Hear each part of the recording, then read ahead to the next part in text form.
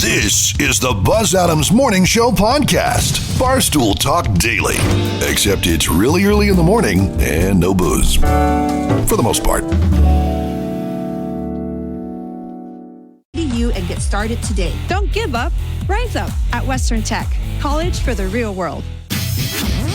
Originating in El Paso, for El Paso, the Buzz Adams Morning Show, 95.5 KLAQ.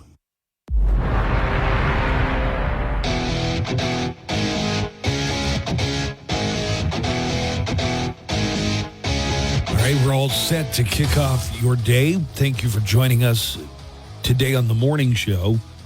And welcome to the month of June, which we call Judas Priest. Judas Priest. Yeah, to go along with Maytalica and September and August comes the newest proclamation. It is that the month of June is going to be declared Judas Priest. We will have extra Judas Priest featured song blocks throughout the month. Today's Tuesday, so we're going to have some double shots all day. I wouldn't be surprised if we didn't get a double shot at Judas Priest. We also have lots of opportunities for you to win a digital download of the new Judas Priest album, Invincible Shield. So today's the big day for Judas Priest. This is when we really start ratcheting things up and playing a lot of Judas Priest. I do see here we're going to have a few different 2 for Tuesday features. So happy Judas Priest, everybody. And let's go ahead and get the show started with Today in Sound Clips. And now, Today in Sound Clips. All of the day's news with accompanying sound bites and actualities. This is Today in Sound Clips. And where to begin? Okay, so Joanna, you carry Narcan with you, right, in your car at all time in case you need to save somebody who's for emergencies. Yeah. I know you're joking. No, I don't. A high school student in Raleigh, North Carolina, used Narcan that she kept in her car to save a stranger who was overdosing on the side of the road. God. Victoria Tatton says that if she had not been there, the man would likely have died. He'd most likely be okay because, we did the right thing. But if we weren't there, he probably would have, probably died because, we weren't sure what he took, but, because we acted quickly. Would you be okay if your teenager was driving around with Narcan? Where did the teenager get it? Why did the teenager have it? That's a good question, too. Maybe she's just prepared for all occasions. Maybe she's got like a fire extinguisher and a Jaws of Life back there too. but weird that it's I have the exact thing that can save this man's life. I keep it in the glove box. In my car are Narcan. The things that I keep in my car, I would be able to give you the Curiously Strong Peppermint Altoids. I could freshen your breath right up. Okay. God, I got an ice scraper. I don't know why I carry an ice scraper in my center console. We live in El Paso. I did use it earlier this year, but it was when I went to Cloudcroft. But sure enough, if I wake up one of these mornings in June and there's frost on the window, boy, am I prepared. Gosh, I know there's a couple other things. Yeah, I know Narcan, though. I mean, good for her. She saved someone. But still, many follow-up questions. The surviving members of the Sex Pistols have announced they're getting back together to do 2 charity shows, but they're not getting back together with Johnny Rotten. Oh. Well, who are the other members? So Sid Vicious is dead. Who else? Johnny Rotten, Sid Vicious, and blah, blah. Yeah, I don't know how many other members there are. You'll get one number and one number only, because I'm a lazy bastard. This is no fun. Ever get the feeling you've been cheated? Good night. I have an update on the guy who showed up in Zoom court while driving, except the problem was the reason he was in Zoom court was over a suspended license. I have an update on that story. Oh, good. So here is where we heard Corey Harris from his car meeting with the judge over Zoom about his suspended license. Mr. Harris, are you driving? Actually, I'm pulling into my doctor's office, actually. I'm parking right now. This is a driving while license suspended? That is correct, Your Honor. And he was just driving, and he didn't have a license. That is with the charges, Your Honor, yes. He's suspended, and he's just driving. That is correct, Your Honor. I don't even know why he would do that. So defendant's bond is revoked in this matter. Defendant has turned himself into the Washington County Jail by 6 p.m. today. Failure to turn himself in will result in a bench warrant with no bond. That was. Oh my God! That was a lack of good judgment on that guy. Well, I mean, he claims that this was a big misunderstanding. This is Corey Harris, the guy in the video. He was allowed to drive, according to him. Okay. He explains his side of the story, but I just need to let you know this clip contains a little bit from the previous incident, but only a little bit. Mr. Harris, are you driving? Actually, I'm pulling into my doctor's office, actually. This is a driving while license suspended? That is correct, Your Honor. And he was just driving, and he didn't have a license. They were supposed to have lifted it 2 years ago, but they didn't. It's very embarrassing. And with the type of ties that I have with the church and the community, is very embarrassing.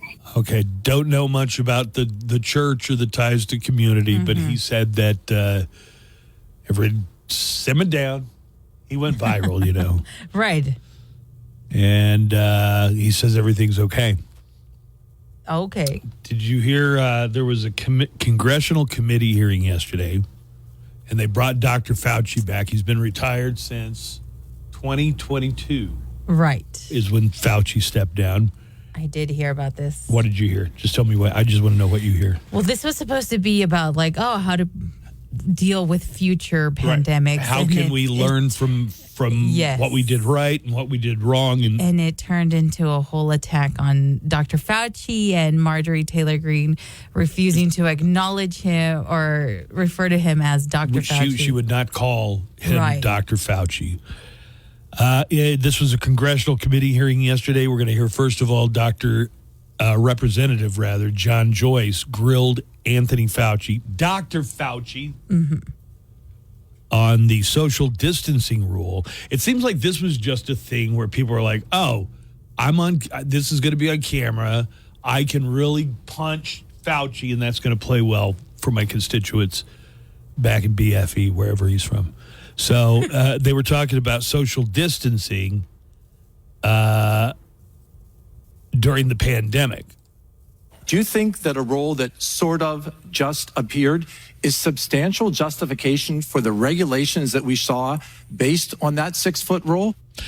So they were going on a lot of information where they had the gotcha, but they didn't have the origin of what they were even asking about. So one of the things Fauci did explain yesterday was, at first we said don't use a mask because we knew we had a severe shortage of masks for health workers. You might remember some pictures from 2020 where health workers were basically having to make masks out of plastic garbage sacks. Yeah.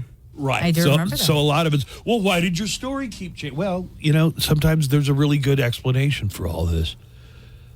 They accused him of not challenging the CDC. Fauci replied that he challenged the CDC multiple times. When saying it just appeared, it came from the CDC. And you didn't feel an obligation as the lead scientist at the NIH to challenge that? I've challenged the CDC multiple times. All right, I need to cut to this because this is just Marjorie Taylor Greene, who, if Dr. Fauci's expertise and intelligence were the size of an apple. She's the size of a grain of pepper. The fact that somebody as dumb as her gets to talk to somebody as smart as Dr. Fauci like this is embarrassing. Do you represent science, Mr. Fauci? Yes or no? No, that's not a yes or no answer. Yes, it's a yes or no. But this is science. What does dogs have to do with anything that we're talking about today? These are scientific experiments. She just pulls up pictures of dogs. This is science. It's Here's like, a dog. what does a picture of dogs have? You're not doctor. You're Mr. Fauci in my few minutes. He belongs in prison. Suspend. I've instructed her. I got to tell you, I'm reading the look on Dr. Fauci's face, and it's just like bewilderment that this is what he's dealing with in front of people who are elected officials. Just bemusement and bewilderment. Generally would suspend. I've instructed her to address him as a doctor. I'm not addressing him as doctor. Is this what we have become? Is this what we have devolved into? We should be writing a criminal referral because you should be prosecuted for crimes against humanity. You belong in prison, Dr. Fauci. Oh, and then she said it, but it was dripping with sarcasm. Right. I just wonder if you ever thought that you would still be getting threats like that, credible threats against your life, even now, 2 years out of government service.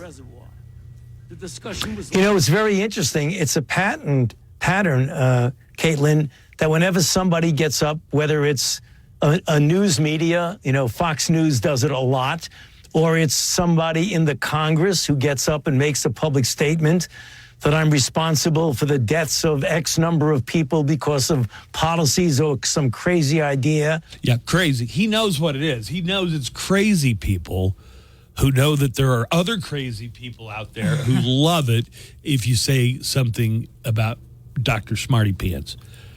One thing he was accused of was downplaying the lab leak theory. That's the theory that it got started the Wuhan lab in China. Fauci says that he didn't downplay that theory. Do you agree that there was a push to downplay the lab leak theory? Not on my part. Really? Really? Wow. I think most of the country would find that amazing. But look at the facts. All right.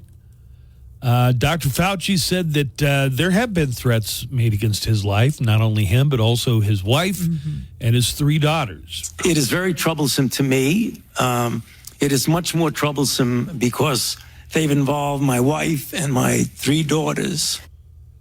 We are listening to Dr. Anthony Fauci, who returned to Capitol Hill yesterday to face questioning from members of the House Select Subcommittee on the coronavirus pandemic.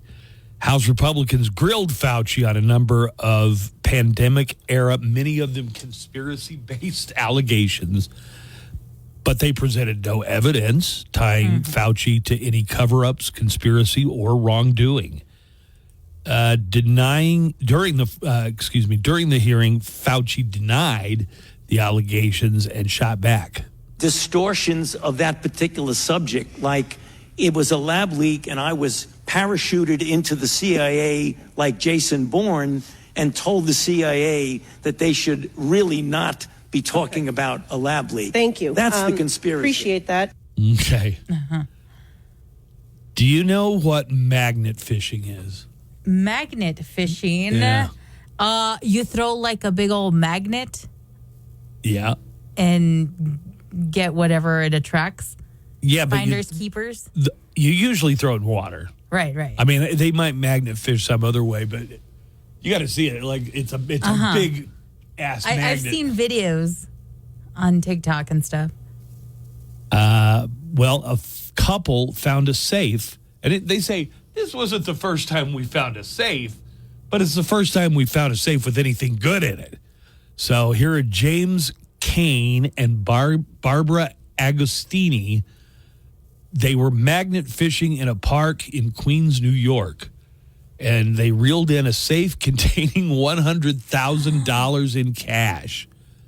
When I first saw it, the initial thought is we have found plenty of safes before. This is just what a magnet fisher does. You find safes. And I thought it was a bunch of the little baggies that you would put cash in. And then I saw the numbers, 2 stacks of freaking hundreds. Yeah, and I Big did not believe it. I thought it was a joke. He's like, no, for real. And he shows me. And once I seen the actual dollars and the little ribbon, the security ribbons, like 100 and the security ribbons, I was like, I lost it. They called the police, but it sounds like no one has reported a missing safe. So they get to keep the money, it sounds like. Finders keepers? All from magnet fishing. God. We got to find a lake, Buzz, and a really big magnet. I've seen people magnet fishing just off a pier. Yes, I've seen that. Off a bridge over a small, like a little brook or whatever. Let's see what else.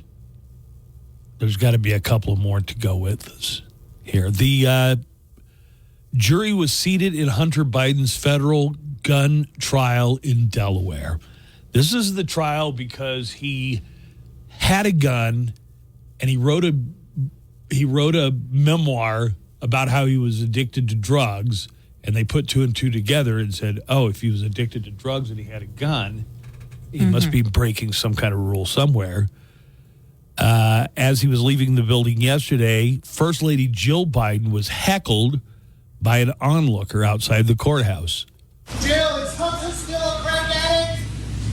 Miss Biden, is Hunter still a crack addict? Did he lie on the gun application?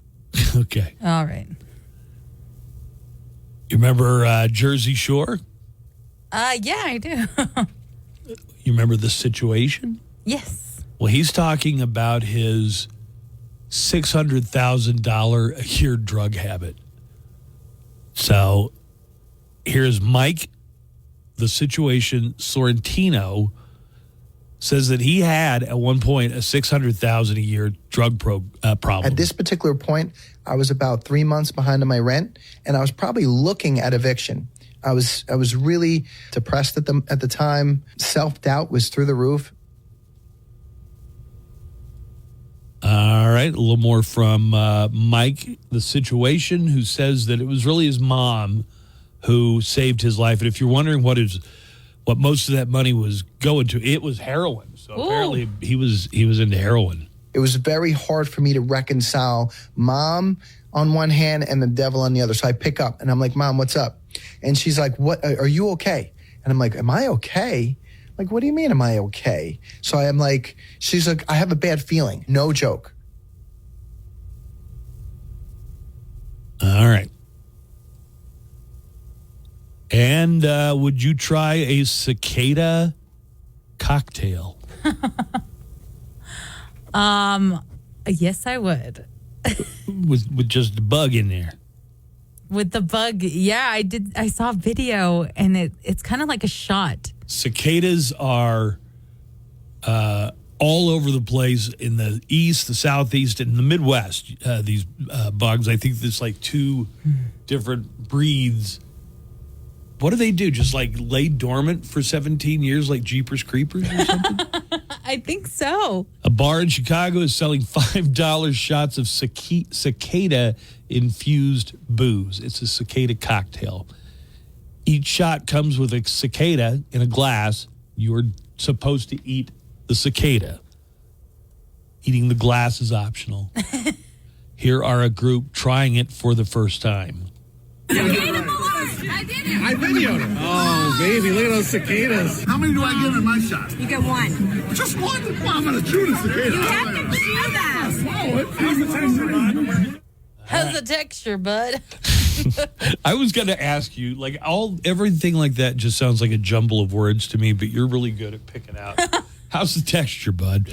Let's take a break. We'll come back. We have more of the Buzz Adams Morning Show for your Tuesday on the way right after this. 95.5 KLAQ. The Q 95.5.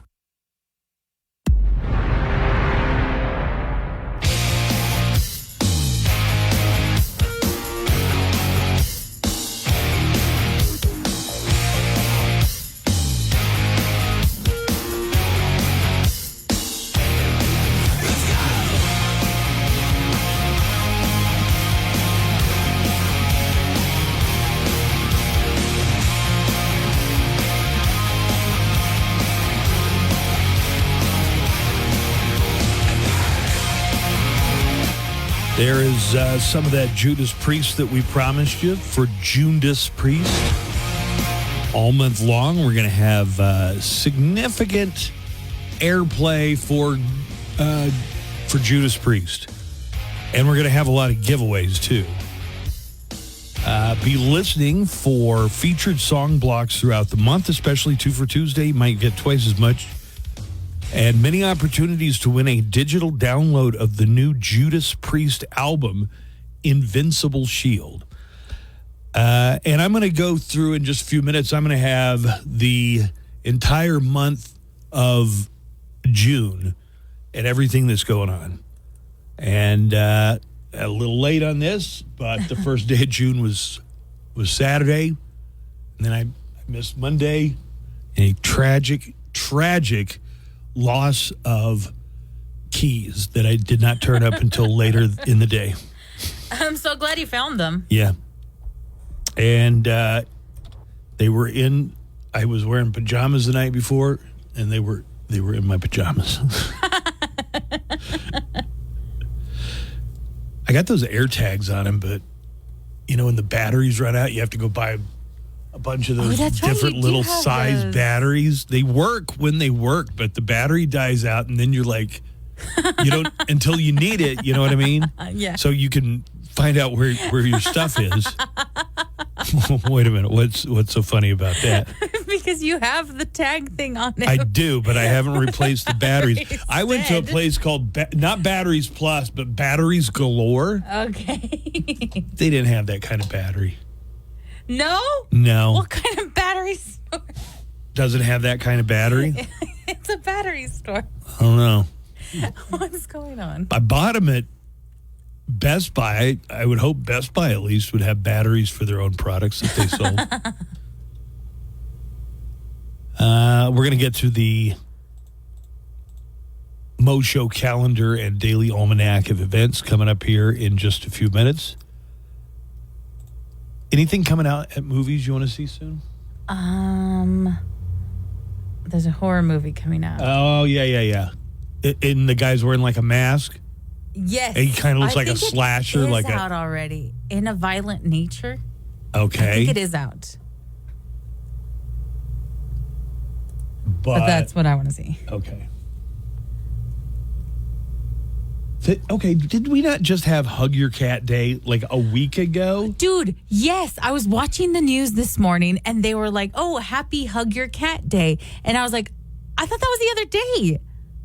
I heard somebody yesterday, like on the Walmart in-store radio, they were wishing people happy Hug Your Cat Day yesterday. What? I don't know what to think about this. Is it Hug Your Cat Day or is it not? When is the actual Hug Your Cat Day? Do a quick search for you. I'll stall. Okay. While you do that, but definitely here it says today is National Hug Your Cat Day. Then what the hell was the other? June 4th. Then why was Then why did we say it the other day? I'm over here hugging my cats. And listen, I didn't just get it wrong. I got it from multiple sources that the other day was Cat Day. Well, they made a big old deal about it on the news I was watching this morning. About hugging cats? Yeah. What were they saying? They were interviewing the cat patio dude, the catio dad. Okay. And he builds catios. Well, you mean little cat houses? Like patios, but for cats? For cats. Joanna's going to have the Hollywood Cheese Bay. One thing I do want to put out there, though, there's a new Star Wars series on Disney Plus starting today. It's called The Acolyte. And Amandla Stenberg, who was Rue from the Hunger Games, plays a former Padawan who reunites with her Jedi Master to investigate a series of crimes. And I think I saw Carrie-Anne Moss was in there. Oh, wow. Anyway, I told you I've been looking forward to seeing this new new Disney thing. But you didn't know when it was going to come out. I didn't know it was today. So sweet. Series premiere of The Acolyte, a Star Wars deal on Disney Plus today. Tonight on NBC America's Got Talent. You got Beat Shazam tonight on Fox. And then Jimmy Fallon and Johnny Knoxville are on Password. Marlon Wayans has a new stand-up special. It's Marlon Wayans' Good Grief on Arizona. And Joe Coy has a stand-up special. It's called I Killed My Career. Huh. No, it's not. Oh. It's called Joe Coy, Live from Brooklyn. Oh. And that is on Netflix. What was the event that he was emceeing and everybody was like, he seemed like a guy that they just grabbed from out in the vestibule and made him host a show. Golden Globes? Yeah, it was something like that. It was the Gold Globes or something along those lines. Congratulations, Dr. Pepper. We knew you could do it. Dr. Pepper now number 2 in the Cola Wars. All right. I had a couple of other stories that I thought you might find interesting. Zach, you have a Zachary Quinto story? No, I don't. But I did see the story. You know who Zachary Quinto is, yes. though, right?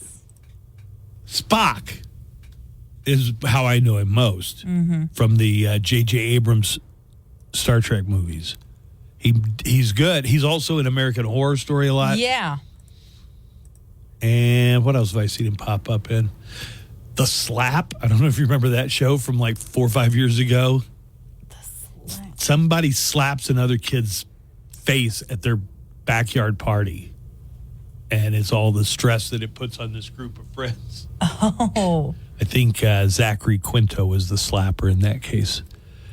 But Zachary Quinto has been banned from a Toronto restaurant called Minita. The ban is going to be in place until he apologizes for being a jerk during a recent visit. In an Instagram post, the restaurant called Zachary Quinto, quote, an amazing Spock, but a terrible customer. And it was all because they couldn't seat him as quickly as he wanted. Okay.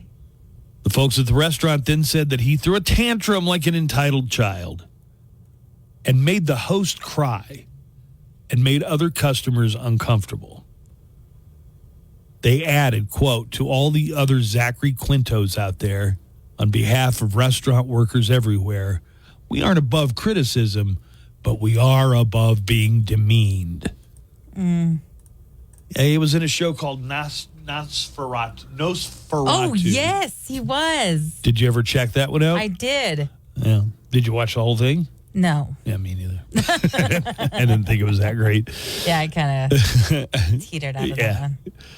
Let's take a look at the Mo Show calendar and daily almanac of events. Today is National Trails Day. It may or may not be. Oh, I think I see the confusion here. Trails Day. Like, do you know hiking trails? We got trails like trail footpaths all up there in the mountain. Yes. Today is National Punk Day. All right. And I think I'm seeing the confusion because it says here that it's National Hug Your Cat Day, but we know that we had National Hug Your Cat Day last week. Yeah. Did you get to the bottom of that? Yeah, it says June 4th. It says June 4th. Maybe this is what's confusing because it's also, Joanna, today is Old Maid's Day. Oh, I see. So those two kind of go together. I'm an old maid. With a bunch of cats. In other words, you're crazy cat lady. Yes. Call her the cat lady. People say she's crazy just because she has a few dozen cats. But can anyone who loves animals that much really be crazy?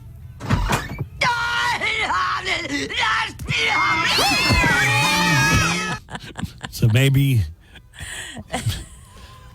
I should probably go through a little bit of what's happening this month. Oh, here you go. Today is Adopt a Shelter Cat Month. Oh, you don't say. Today is Alzheimer's and this is Alzheimer's and Brain Awareness Month. Oh, okay. Caribbean American Heritage Month. Is this Pride? It is. This is okay. It's also Pride. Gay, lesbian, bisexual, transgender Pride Month all month long. And Dairy Month. National Accordion Awareness Month. Accordion awareness. Yeah, I'm never aware of an accordion unless it's Oktoberfest or if they're mariachis and they have an accordion player. Otherwise, I just kind of forget about it. So thank you, National Accordion Awareness Month.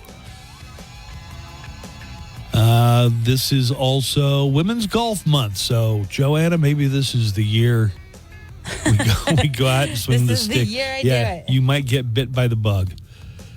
Birthdays today include actor, comedian T.J. Miller, who's 43. He was Weasel in the Deadpool movies. We were going to interview him a couple weeks ago, but he said, don't bring anything up about me being fired from the Deadpool movies. Buzz's reply to the guy coordinating the interview. There's no way I'm not going to bring that up. I said it would be a dereliction of my duty not to ask T.J. Miller about why his character got bumped from Deadpool. I mean, Deadpool has like 20 different pop-up characters that show up now and then. Yeah. Turning 49 today, Angelina Jolie is 49, and so is Russell Brand, the British actor, comedian, and raconteur. Birthday for Noah Wyle, who was on ER. He's 53 today. This says the first Latino cast member on Saturday Night Live, but I wonder if that's true. Horatio Sanz. Oh. Horatio Sanz is 55.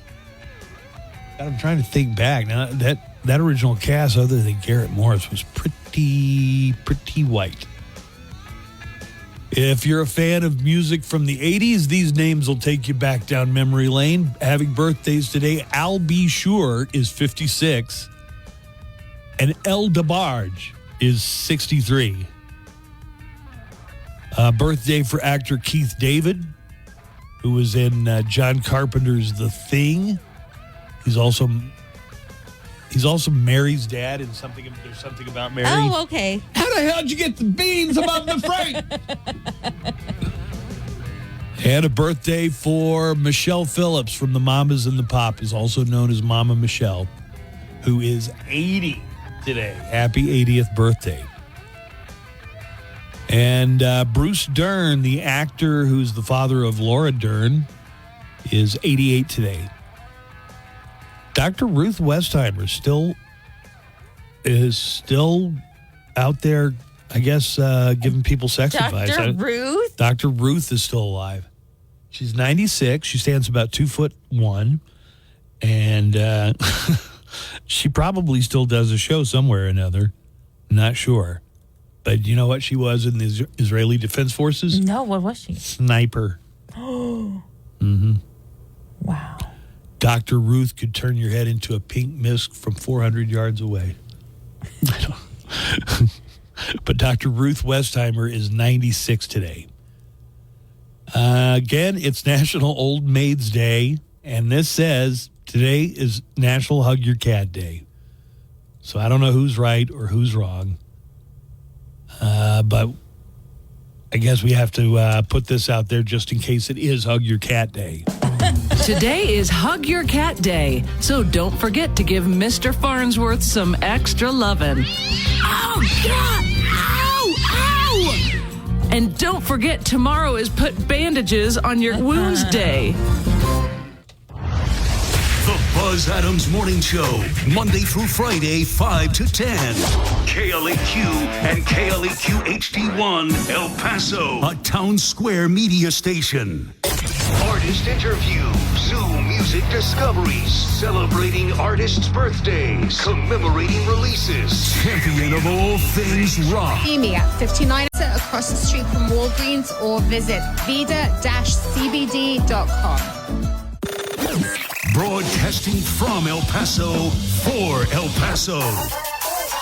The Buzz Adams Morning Show on 95.5 KLAQ. Okay, let's hit it.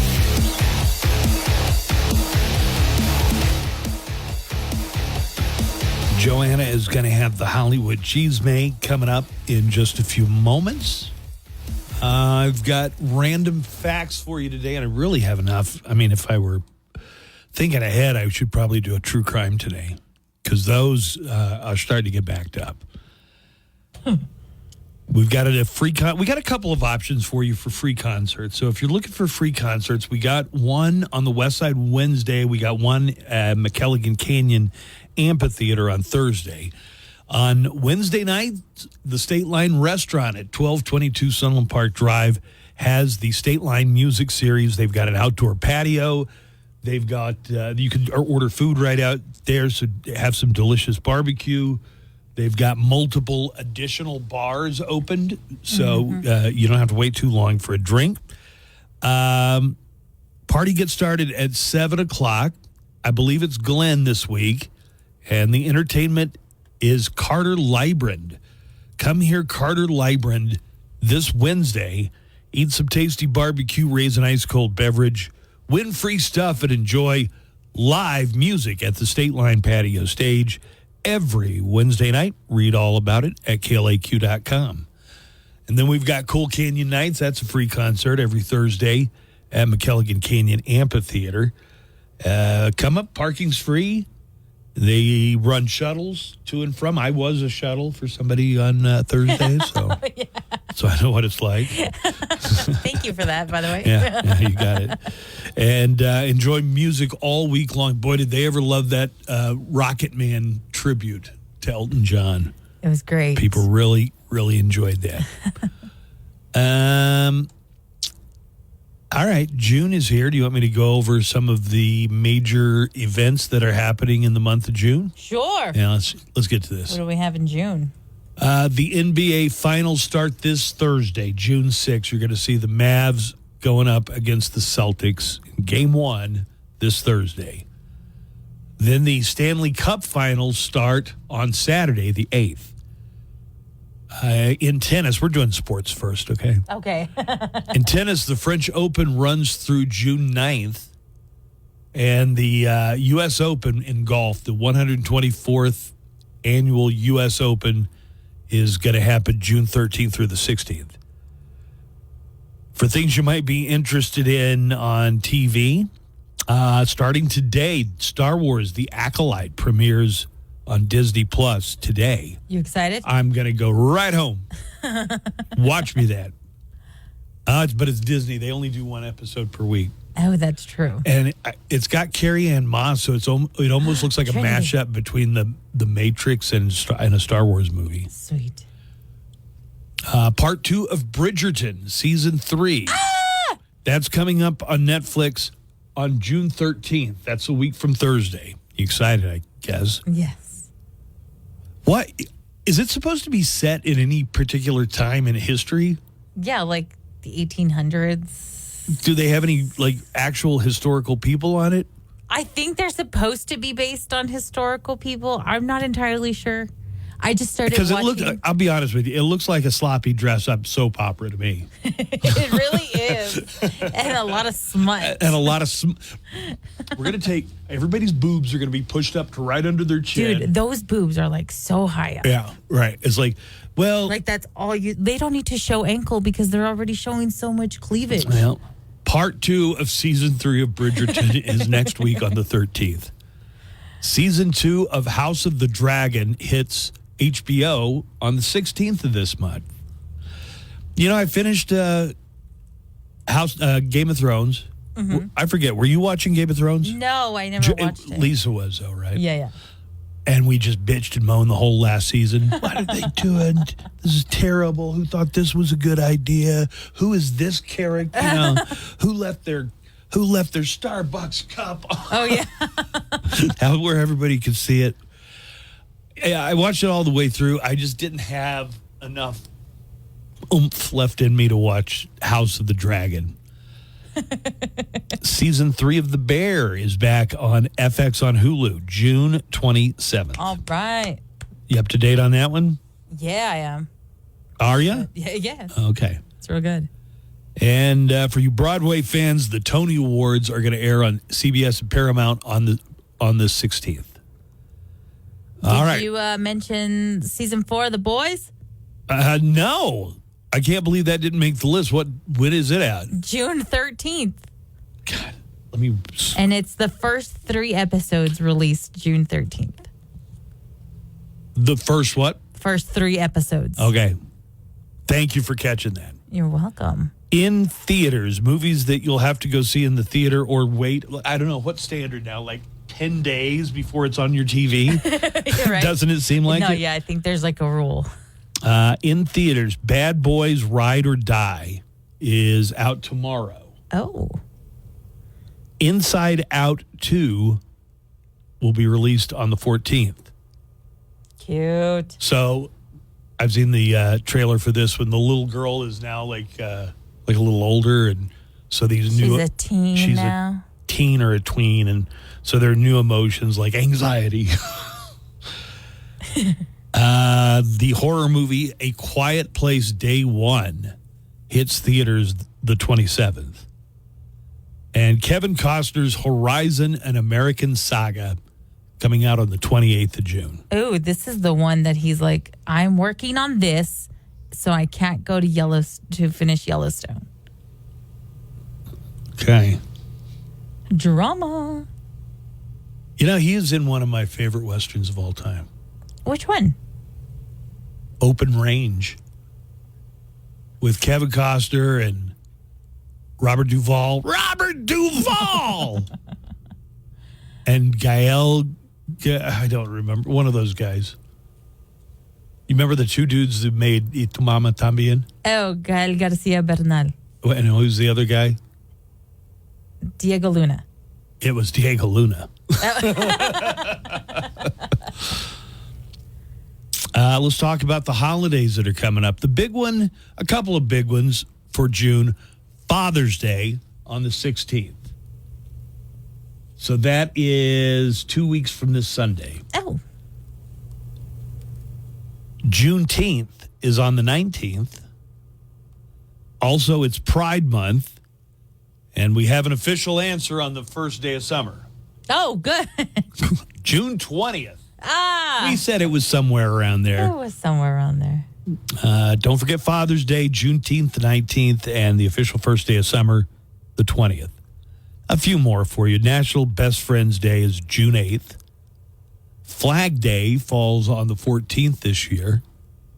The 19th is National Martini Day. And National Selfie Day is June 21st. I don't think selfies need any more publicity. I think they're doing fine on their own. I think, you know what? Yeah. Without somebody pumping them up all the time, it's like when you see people taking, oh my God, when you start noticing how many selfies people are taking at a certain thing, and then you're kind of start keeping a running track. There's some people that they must chronicle their entire lives. Yes, there are. And my only concern would be that I'm in my 90s on my deathbed. It's like, I never experienced anything. I only photographed it. It's my one regret. My life taking selfies. So this is our way of saying hello to June. It's also our way of kicking May in the ass. So as May heads out the door, I've got a little recap of everything that happened last month in the month of May. 1, 2, 3, 4. Nicki Minaj got busted for drugs. Somebody give Tom Brady a hug. Seems like the Pope ain't down with the gays. That all happened in May. Yes, it did.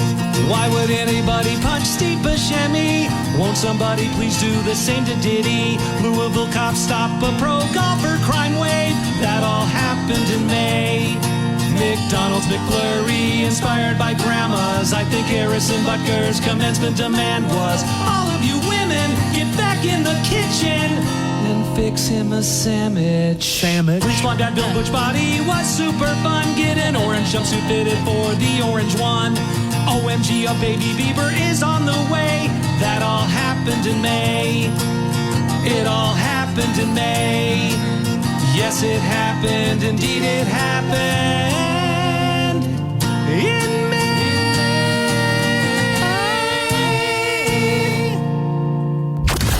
Music news, concert updates, song and album factoids, and of course, nothing but El Paso's best rock. La atención crítica que es mismo en casa. El Paso Children's Hospital, creado por El Paso para las generaciones que vienen. Live from the KLAQ studios, the Buzz Adams Morning Show. Courtesy of Glasheen, Vyas, and Enderman Personal Injury Lawyers at GVILaw.com.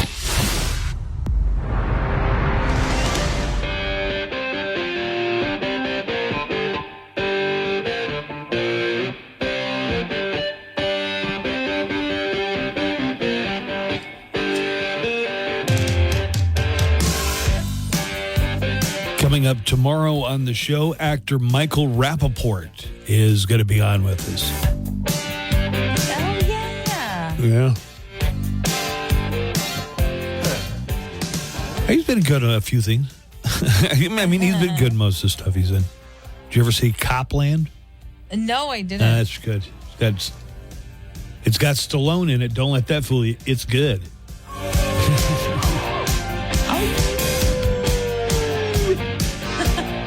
I've got a few phone calls here we can get to, and then you have got our Hollywood Cheesemate standing by. All right. What order do we want to go into? Today's Tuesday. I gotta keep that right. Yes. Hey, good morning show. Hey, Buzz. Did something happen to your voice between Friday and today? I missed yesterday's show. I wasn't able to listen, but your voice doesn't have its usual bass, I was wondering, make sure you're good, man. All right, guys. Have a good day. Later. I don't know. Maybe I got a touch of something. I slept outside on Friday and Saturday night. Oh, you did? Yeah. I need to get the excuse me, I'm trying to get the right amount of bass in my voice. Some bass. That's what the guy said I needed, right? Yeah. Your voice doesn't have its usual bass. Bass. Bass. Bass. I don't know. Yeah, maybe it's that. Also, didn't sleep so good, so I'm dragging ass pretty heavily today. How did you not sleep good? The day out ruined your routine. No, I felt comfortable sleeping on the ground. It's just like every now and then the dog would move and stuff. So I got my dog from the vet, and I think he's going to recover. He had a stroke, but I was out there taking care of. Maybe that has something to do with it. All right. I don't know. Maybe I haven't had coffee yet. So I feel like sometimes something really, really warm on my throat can help. I'll work on the voice. I made some coffee. All right. Here's another call. Let me give out these numbers. People like to call us on the neckline. You could do that all week, a weekend, overnight. Doesn't matter. Middle of the night. Doesn't matter. You can always leave a message for us on the neckline. And that number is 844-805-NECK. 844-805-6325. Now, if we're doing a contest or if we need you to call in, if you want to call in live, we've got the studio line, and that's available when we're here. The number is 915-910-4995. That's 915-910-4995. If you call in on the neckline, we'll get to your call as soon as we're able. But if you call in the studio line during the show, we make sure you don't have to wait on. We do our best to make sure you don't have to wait on hold for a long time. Morning, Buzz. Morning, Joanna. Joanna, we're from Texas. Y'all live in El Paso. You need to teach Buzz that we say chicharra. Chicharra. Not cicada. Love you guys. Have a great day. Oh. Man, now I got to learn Spanish for bugs. Right. I know what a mosca is. I know what a mosquito is. I've heard it be called a chicharra, but I guess because we don't really have them here, like cicadas or anything. Yeah. So we talked about Dr. Fauci. Dr. Fauci, who retired a couple of years ago, had to go testify in front of some committee that, oh my God, I think everybody on both sides is embarrassed by this person. Marjorie Taylor Greene. Cringy. Like you can see people when she's talking, you can see people just like when somebody's embarrassing themselves in public, even if they're on your side, and you're you getting feel embarrassed for them. Secondhand embarrassment. Yeah, I was just commenting on the. You said the pictures of the dogs. Is this Dean? Yeah. I left a message a couple of years ago to you about that. They were doing experiments on some kind of fly or whatever, and they used beagle puppies, and all they did was put their head inside like this aquarium and let the flies attack them to see something. I don't know what. But the beagles have a strong voice, and so they cut the vocal cords out of the dogs so they wouldn't have to hear them because it made them feel bad. I guess that's why they did it. Or maybe they just didn't want to hear it. All right. I believe this is Dean from Abilene, if I'm not mistaken. Look it up. It's real. Okay. So she's showing Marjorie Taylor Greene showing pictures of two dogs. Right. Which, I mean, was that an experiment that Dr. Fauci conducted? By the way, if you enjoy modern medicine and surgical procedures that save your life, I know this is going to be distasteful, but you have to thank animal experimentation. Right. You know what animal experimentation is better than? Human experimentation. Right. Which they did plenty of. And what country was this from? This dog video. Where did this come from? She just has a stock photo. Yeah, she just has a photo of the dogs. I don't think it's a stock photo. I think it's the real dogs. Do you represent science, Mr. Fauci? Yes or no? No, that's not a yes or no Yes, answer. it's a yes or no. But this is science. What does dogs have to do with anything that we're talking about today? These are scientific experiments. Yes. Okay. For thousands of years, humans have been experimenting on animals, Da Vinci famously, and, corpses and things like that. I'm sorry if you don't have the stomach for it, but that's where we got some of our medicine. I don't even know if Fauci's connected to that experiment He or that has photo. the same thing. What does that have to do with what we're talking about today? He's as confused as I am. What does dogs have to do with anything that we're talking about today? These are scientific experiments. You're not doctor. You're Mr. Fauci in my few minutes.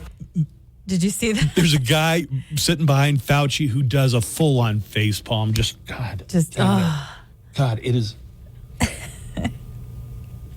Scientific experiments.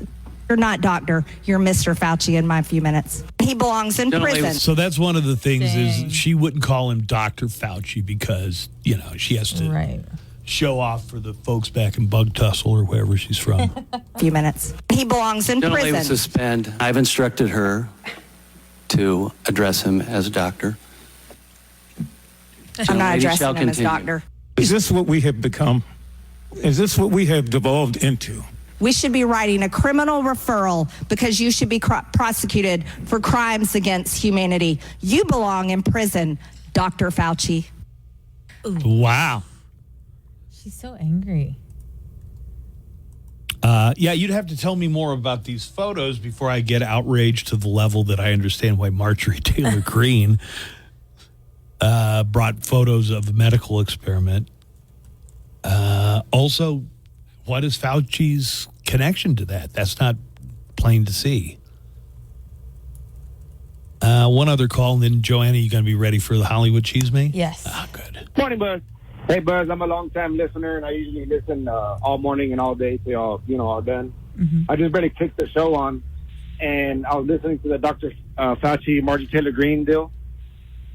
Whenever I heard Dr. Fauci asking, is this what we become? Have we devolved to this? I thought of that movie you're always talking about, where the state of America is all messed up, that comedy. Idiocracy. Now, that wasn't Fauci there who was saying, what have we come to this? That was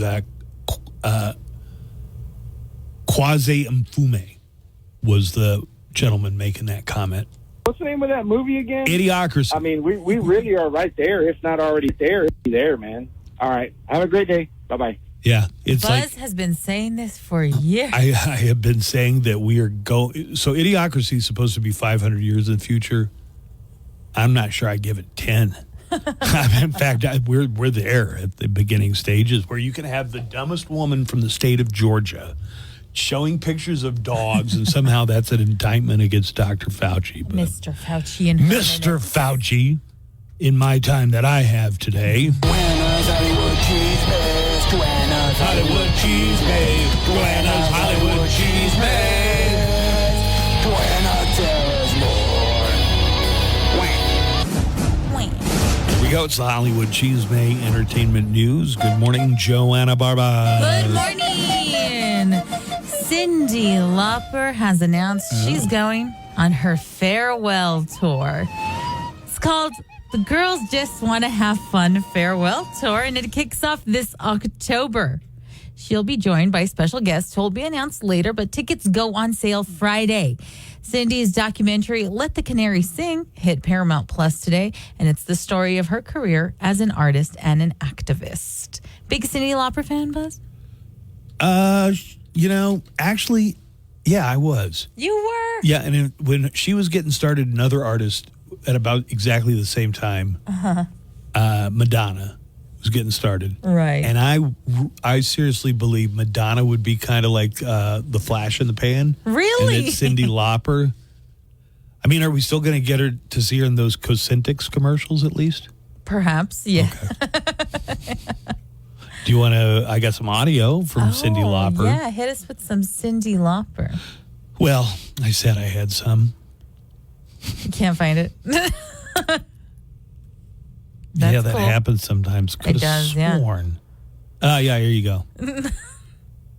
We're off to a great start here. She's joined by special guest. Here's a little bit of the trailer for Let the Canary Sing. Oh, okay. Everyone always said, what will you do if you fail? And all of a sudden, we all heard it. We went to Catholic school. She would mouth off, and she just wasn't going to take from people, period. It really built up how stubborn I could be. When you're that different, you view other people as having a problem. Time after time, one of my favorite songs ever. You don't know where you came from. You don't know where you're going. But if you're doing what you love, magic. All right. And didn't we learn, like, not too long ago, Girls Just Want to Have Fun was a cover? Yeah, it was almost like a punk song from the 70s. It was, and by punk, I mean the guy couldn't really sing or play his instrument very good. But she took a song that did not sound much like Girls Just Want to Have Fun, but she took it and made it her own. Yesterday was not a great day for Spotify image-wise. First, they announced they're raising their prices. The individual plan is going from $10.99 to $11.99. The duo plan is jumping from $14.99 to $16.99.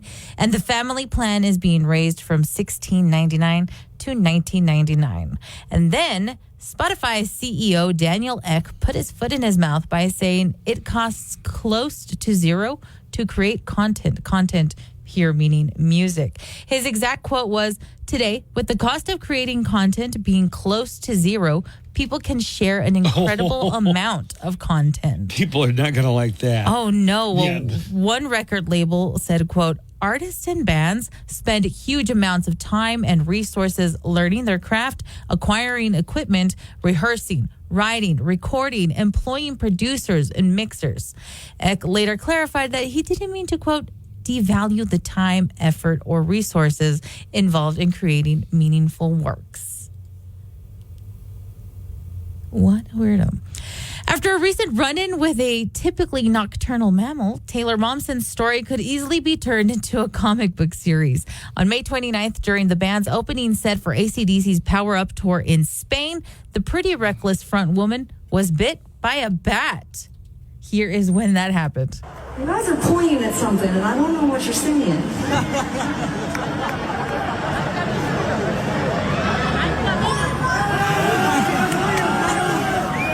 There's a fucking flying bat on my leg right now. Can someone help me, please? Wait, she let a bat land on her leg? No, she didn't let it. It just landed on her leg. And it bit her? And it bit her. If you'll hear her in that audio, she's saying, like, you guys are pointing at something, but I don't know what. Everyone was trying to alert her. There's a bat on your leg. Oh. Well, Momsen took to X to issue a statement after videos of the incident surfaced online and said, quote, "Rock and roll moment on Wednesday during the witch's burn. A bat clung to my leg. In the moment, I was performing and had no idea until the crowd kept screaming and pointing. Yes, he bit me, so rabies shots for the next 2 weeks." If he already bit you, there's no excuse for you not to do an Ozzy tribute.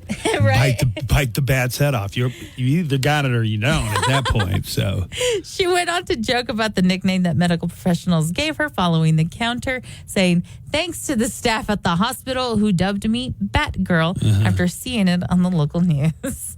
do you want to hear the original Girls Just Want to Have Fun that was by a dude, and it was more of a punk song than anything else?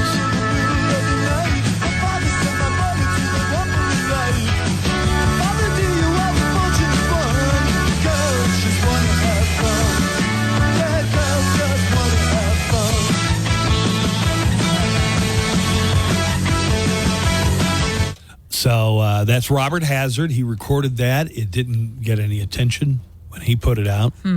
But then they discovered it for Cyndi Lauper some years later. I wonder if in her documentary they're going to show like, oh, let's try and remake this song. Don't know. Yeah. On a cold February day this past winter, an immersive Willy Wonka exhibit was hosted in a warehouse in Glasgow. The unofficial event was unexpected to have candy, colors, and some good old-fashioned family fun, but families were met with the exact opposite. The ordeal quickly made the rounds on the internet, so it was only a matter of time before a musical was made about it. A live musical titled Willy's Candy Spectacular, a parody musical, is in the works, and a demo of one of the songs featuring John Stamos was released the other day. Oh, well, they're pulling out the big guns. They really are. Clearly, all those years of Beach Boys hangs has impacted him positively. Here is a little bit of that. All right. A scheme gone bad, turned viral fad, brought us to the apocalypse. Some thought it'd be Trump or Putin, setting the world ablaze.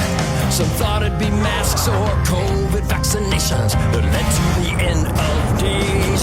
No, it was Willy's Candy Spectacular. Nobody knew we'd be totally screwed by Willy's Candy Spectacular. Having no fudge meant you banded his judgment. The world was wiped clean thanks to 2 jelly beans served at Willy's Candy Spectacular. Amazing. Yeah. Are you looking up the video? Yeah, the set for the video is many, many, infinitely times more Willy Wonka than the thing in Glasgow. What happened, right? The musical is set to debut at Fringe Fest from August 9th through the 26th. Yeah, if they got John Stamos, I'm totally in. Yeah. And finally, God, are they going to get any other big celebrities like the kid from Silver Spoons or something? Ricky Schroeder. Yeah. And finally, if Ryan Murphy makes another season of Feud, it should be about Tom Hanks and Henry Winkler. The actors who fall into the rare category of celebrities who seem like decent people haven't gotten along with each other since the 1980s. Oh, since first grade, according to Happy Days. Well, we've gotten bits and pieces, apparently, of what happened over the years, but on a recent episode of the How to Fail podcast, Winkler offered some more details about the feud. Apparently, Winkler was the original choice to direct Turner and Hooch, the 1989 buddy cop comedy, but he was fired and replaced only 13 days into production. So what the heck happened? Before he was fired from the film, Winkler and Hanks had an interaction with a fan that Winkler believes caused a strain in their relationship. We were in Carmel, this little seaside, wonderful town on the coast of California, looking for a location. And a woman comes running, honest to God, comes running out of a shop and says, "Henry, Fonz, oh my God." And I said, "And of course you know Tom Hanks."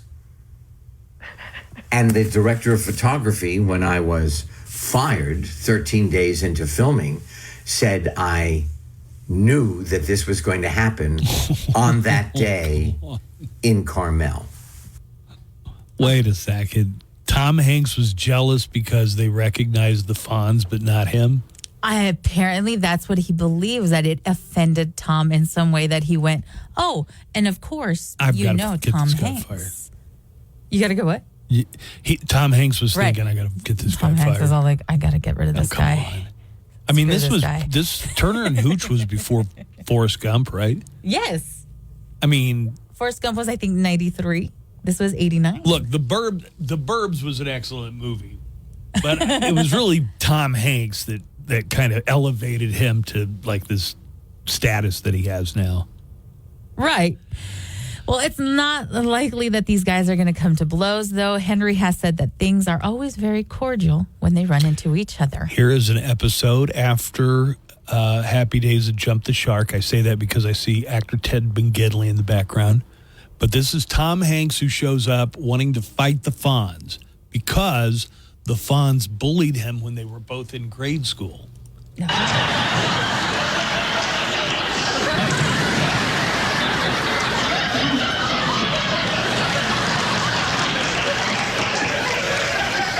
This really isn't fair, you know. I mean, how's a guy supposed to get revenge if you won't fight? Now, what's the matter? Come on, you afraid to take a punch?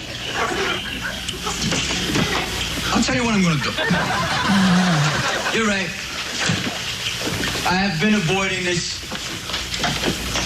I'm just going to stand here. You give me your best punch, right? Oh, yeah, sure. You just gonna stand and let me take a shot? My mama didn't raise no stoop niggle. Whatever you say, I gave you my word. Oh, Fonz, that's not the plan. When you see Shane, then we'll talk.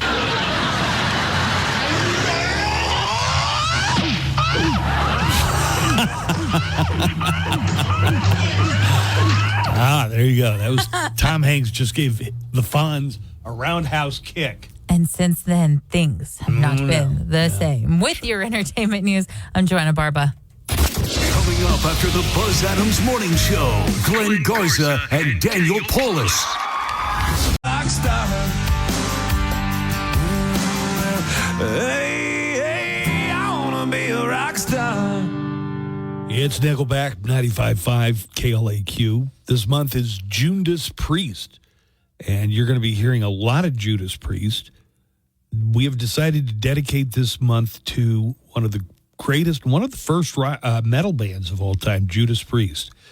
So what are you going to get during Judas Priest? We've got a lot of airplay for the band, first of all. Also, opportunities to win a digital download of the new Judas Priest album, Invincible Shield. And we're really getting this underway today. So if you're wondering why you're hearing Judas Priest, well, it's first of all because they kick ass. Second of all, because it is Judas Priest around here. Well, somebody went ahead and ranked all of the Pixar movies from the best to the worst. Okay. I guess this is all of them. Does it sound like about 27 Pixar movies total? That sounds about right. Yeah. Okay.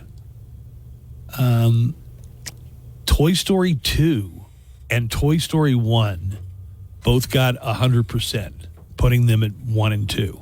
Hell yeah.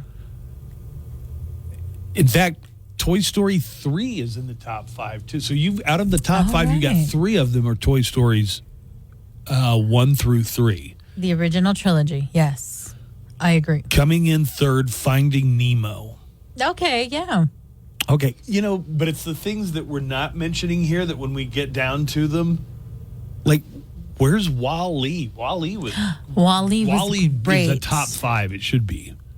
And it's not in the top 5? No. So let me just review the top 5 so far. Toy Story 2, Toy Story, Finding Nemo, number 4, Inside Out, and number 5, Toy Story 3.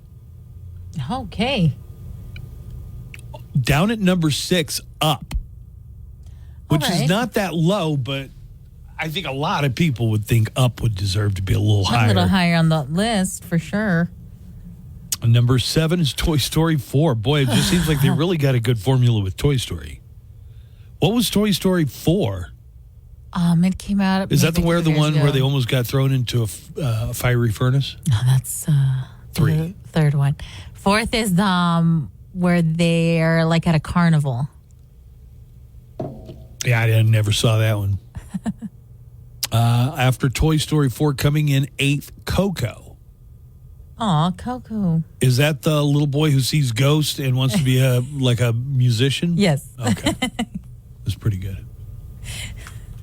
Number 6 is The Incredibles. Oh, yes, The Incredibles. How could I have forgotten? Oh, by the way, yes, these are Rotten Tomato scores. The ones I've mentioned are all either 100% or 96 on the low end. Ooh. Just universally Wait a loved minute. all of them. Then how much does Wally have? Wall-E is still down on the, still a little further down. We still have to go through a few. Dang. Okay. Oh, Wall-E's at number 14. 14. Yeah, but its Rotten Tomato score is 95. I mean, all of these are A pluses so far until we get to the end. And then there are a couple of movies at the end that did not live up to the expectations of the first Pixar movie. And I think probably many of you fans know which ones I'm talking about. Okay. Get her done. Number 9 was The Incredibles. Did I say that one? Yes. Number 10 was Ratatouille. Ratatouille, yeah. Do you think that one should go a little higher or a little lower? I think it's good where it's at. Okay. Good place for it. Yes. Monsters, Inc. is number 11. Oh, I forgot about Monsters, Yeah. Inc. We are going through the list of Rotten Tomatoes rankings of the best Pixar movies of all time. Let us know if you have opinions. Coming in at number 12, Soul. I don't think I ever saw Soul. I don't think I got around to it either. It was about a guy. He looked like an adult guy, and maybe he was a musician. An adult guy? Yeah. Number 13, Turning Red. It says this came out in 2022. Was this the one where it's all like an analogy for menstruation? Yes. Yeah, no, I didn't see that. As someone who was once a 13-year-old girl, that's a good movie, yeah. You could relate to Turning Red? Yeah. Yeah. Turning red is what I did anytime I had to talk to a girl. I would just, my entire face, everything would just, words would not form. Coming in number 14, Wall-E. See, I think to me, Wall-E is a top 3. Oh, I for really, sure, I yeah. really think Wall-E is the best of all the Pixar movies. Number 15, Finding Dory. Number 16, The Incredibles 2. Number 17, A Bug's Life. Oh, my God. I used to love A Bug's Life so much. Isn't it weird Yeah. that 2 cartoon movies about ants came out in the same month of the same summer? Yeah, and you only saw one of them, but never both. I saw Ants. Have you seen A Bug's Life? Nope. And I've seen A Bug's Life. I've never seen the movie Ants. How bizarre is that? How those bizarre. Movies, they both, in 1998, both of those movies about ants came out the same month. How bizarre. Yeah, I've never seen Ants. And everyone that I've always asked, like, which one did you watch? They've only seen one and never the other. All right, I'm going to run through some more of these. So we're down to the bottom half, and we're still in like 88% positive reviews, even now. Coming in at 18, Luka. Assume that's about Luka Doncic, the outstanding shooting guard for the Dallas yes, Mavericks. Of course, of That's gotta course. be what that is. Number 19 is Onward. Oh, okay. Yeah. You know, I never saw that, but I saw the trailer for it so many times, I feel like I've saw it. It's a cute movie, for sure. Number 20 is Monsters University. Number 21 is Brave. We're still at 79%. So these, you know, Still not bad. even on the tail end. Oh, no, we get down here, we get to some that are just like, eeh. Number 22, The Good Dinosaur. I never saw that. Ranked 75. Number 23, Cars, also gets a 75 on Rotten Tomatoes. Coming in at 24th position, Lightyear, and 25th, Elemental. Elemental. Which one's that? 2023, it came out not too long ago, and I don't know. Did it interest anybody, even like little kids? I had zero interest in it. Oh, this is where it's like one one's fire and the other water. one's right. Okay. And I think fire falls in love with water or vice versa, and they don't know how they're going to when it's time to do that. Buzz. Well, because it's a Pixar movie. Like I say, I didn't see it. She's on fire. Yeah, but that would be a big hang up in a relationship. Hey, if we do it, I'm going to put you out, and then you will be missed. Number 20, yeah, I never saw that. Number 26, Cars 3. Oh, I hear the worst Cars. I never saw Cars 2 or 3, but Cars 2 is the only Cars that I ever saw, and I saw it in a theater with my kids. Cars 2 is the worst Pixar movie ever made. Okay. With 39% on Rotten Tomatoes. I only saw the one. That's pretty fascinating, though, isn't it? Yeah. I saw the 2. I saw Cars 2, and it was number 2 for sure. Here's a little music montage. You got a friend in me.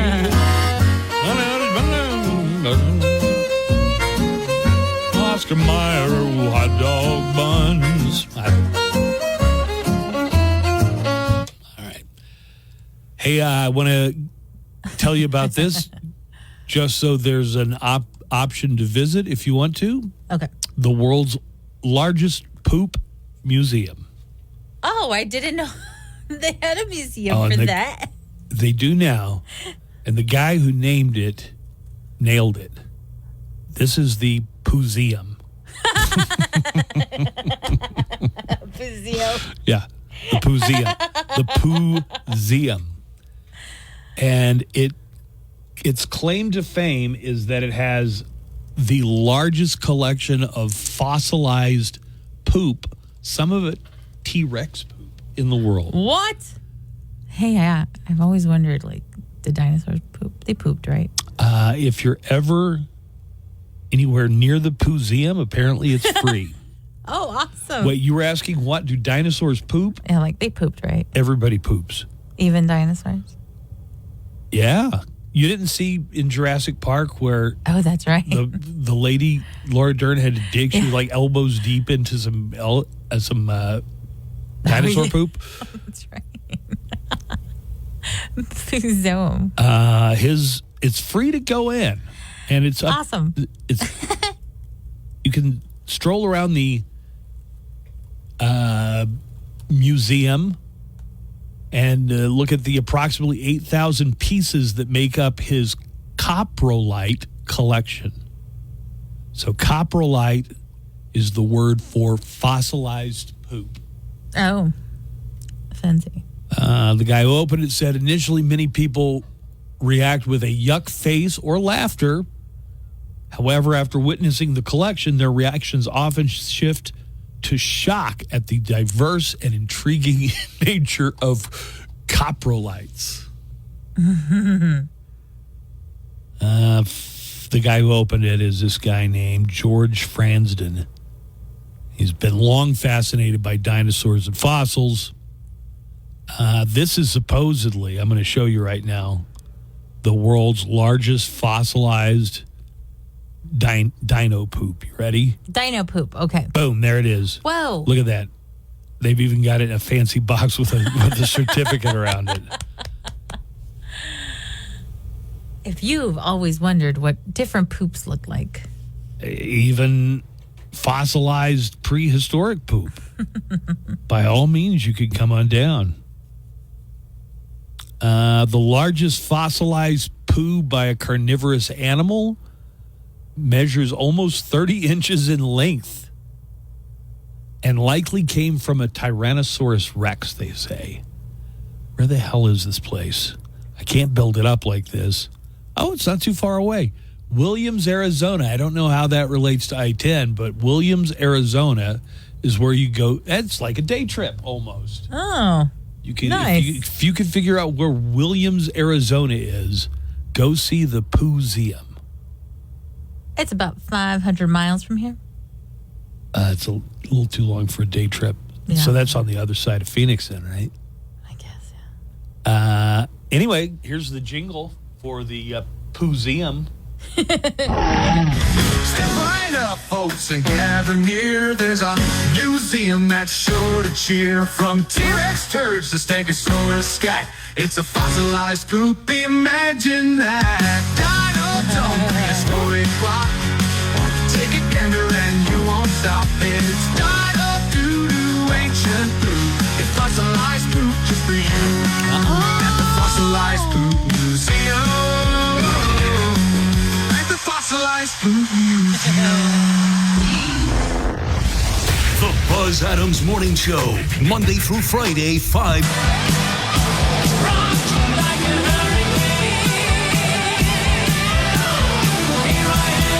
95.5 KLAQ, El Paso's best rock, and Rock You Like a Hurricane from the Scorpions. Coming up tomorrow, actor Michael Rappaport is going to be on the show with us. And who knows what other guest we'll have this week.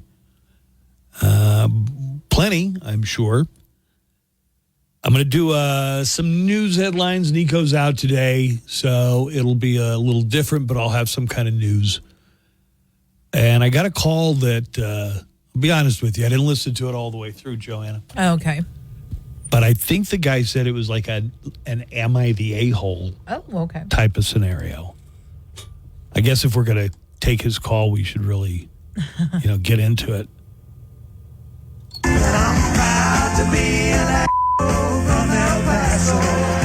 Am I the a-hole is where we invite listeners to call in to describe to us or write to us what situation were they in where there's a possibility they could be in the wrong, but they're just not sure. Right. All right. All of our decisions are final and legally binding. Good morning, guys. Right. Yeah, I got an am I the a-hole situation.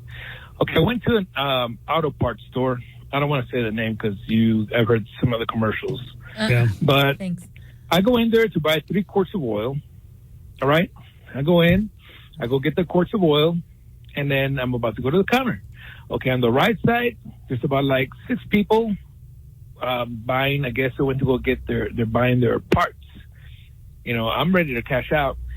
There's a guy on the left paying for a part, paying for, I guess he ordered a alternator or something. So I go get behind him on the left side, and he finishes paying.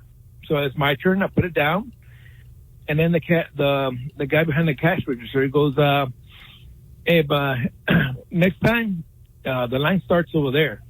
I'm like, "What do you mean?" "Yeah, the line starts over." I go, "I'm not getting an auto part. They're getting the parts. I'm not. I'm ready to cash out. So I should just pay for this, and that's it." Okay. Yeah, but everybody has to stand behind it. I go, "No." I should be waiting. I told him I should be waiting for somebody that's going to be ordering a part, or waiting for them. Boy, this is interesting. What? It's leaning toward, it's pretty straightforward. Do I have to observe the rules of a line? So what are you saying? Like the people get up there and then they tell the person, and the person has to go back and find the specific part they want? Okay, I see. So there was... Oh, I forgot. You don't drive. You've probably never been in an auto parts store before. I've never been there. Right. So. Well, let me describe it to you. Thank you. Usually it's mostly empty. Me. It's usually empty. I guess I've waited in short line. Instead of I'm ready to cash out, I have to wait for them. I have to wait for somebody behind that's going to be waiting for a part, or hey, I need a wiper, I need a spark plug. No, I'm ready to cash out. I'm ready to go. And then He goes, no, well, next time you need to. I go, okay, I just cash this out for me, and that's it. I'm ready to go. So I go out. I told my girlfriend. My girlfriend says, no, you should have waited. You should have waited behind those people. And I told her, and I explained to her, no, because I'm not getting an auto part. I'm ready to cash out. And she goes, no, I think you're in the wrong. I told my brother. My brother goes, no, you're right. Why are you going to be waiting behind somebody that's not ready to go? They're just, what I explained earlier. So am I in the wrong or am I right? I want somebody's feedback on this. Say if I'm the a-hole or not. Right? Thank you, guys. Appreciate it. All right. Have you absorbed all that and kind of sloshed it around in your brain for a few seconds? Yeah. Sir, I believe you are the a-hole. I mean, the guy took... Lines are a thing you typically have to deal with in stores of all kinds. Right. Sometimes it may not seem fair. I only got this one item, and this lady's got a whole cart.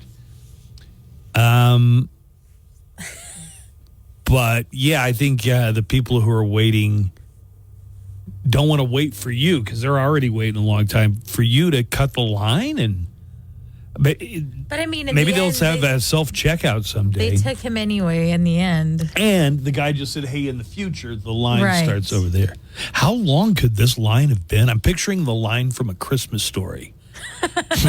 Remember, he shows up and he thinks, the line ends here. It starts back there. Yeah, interesting. Yep, I'm calling it a-hole.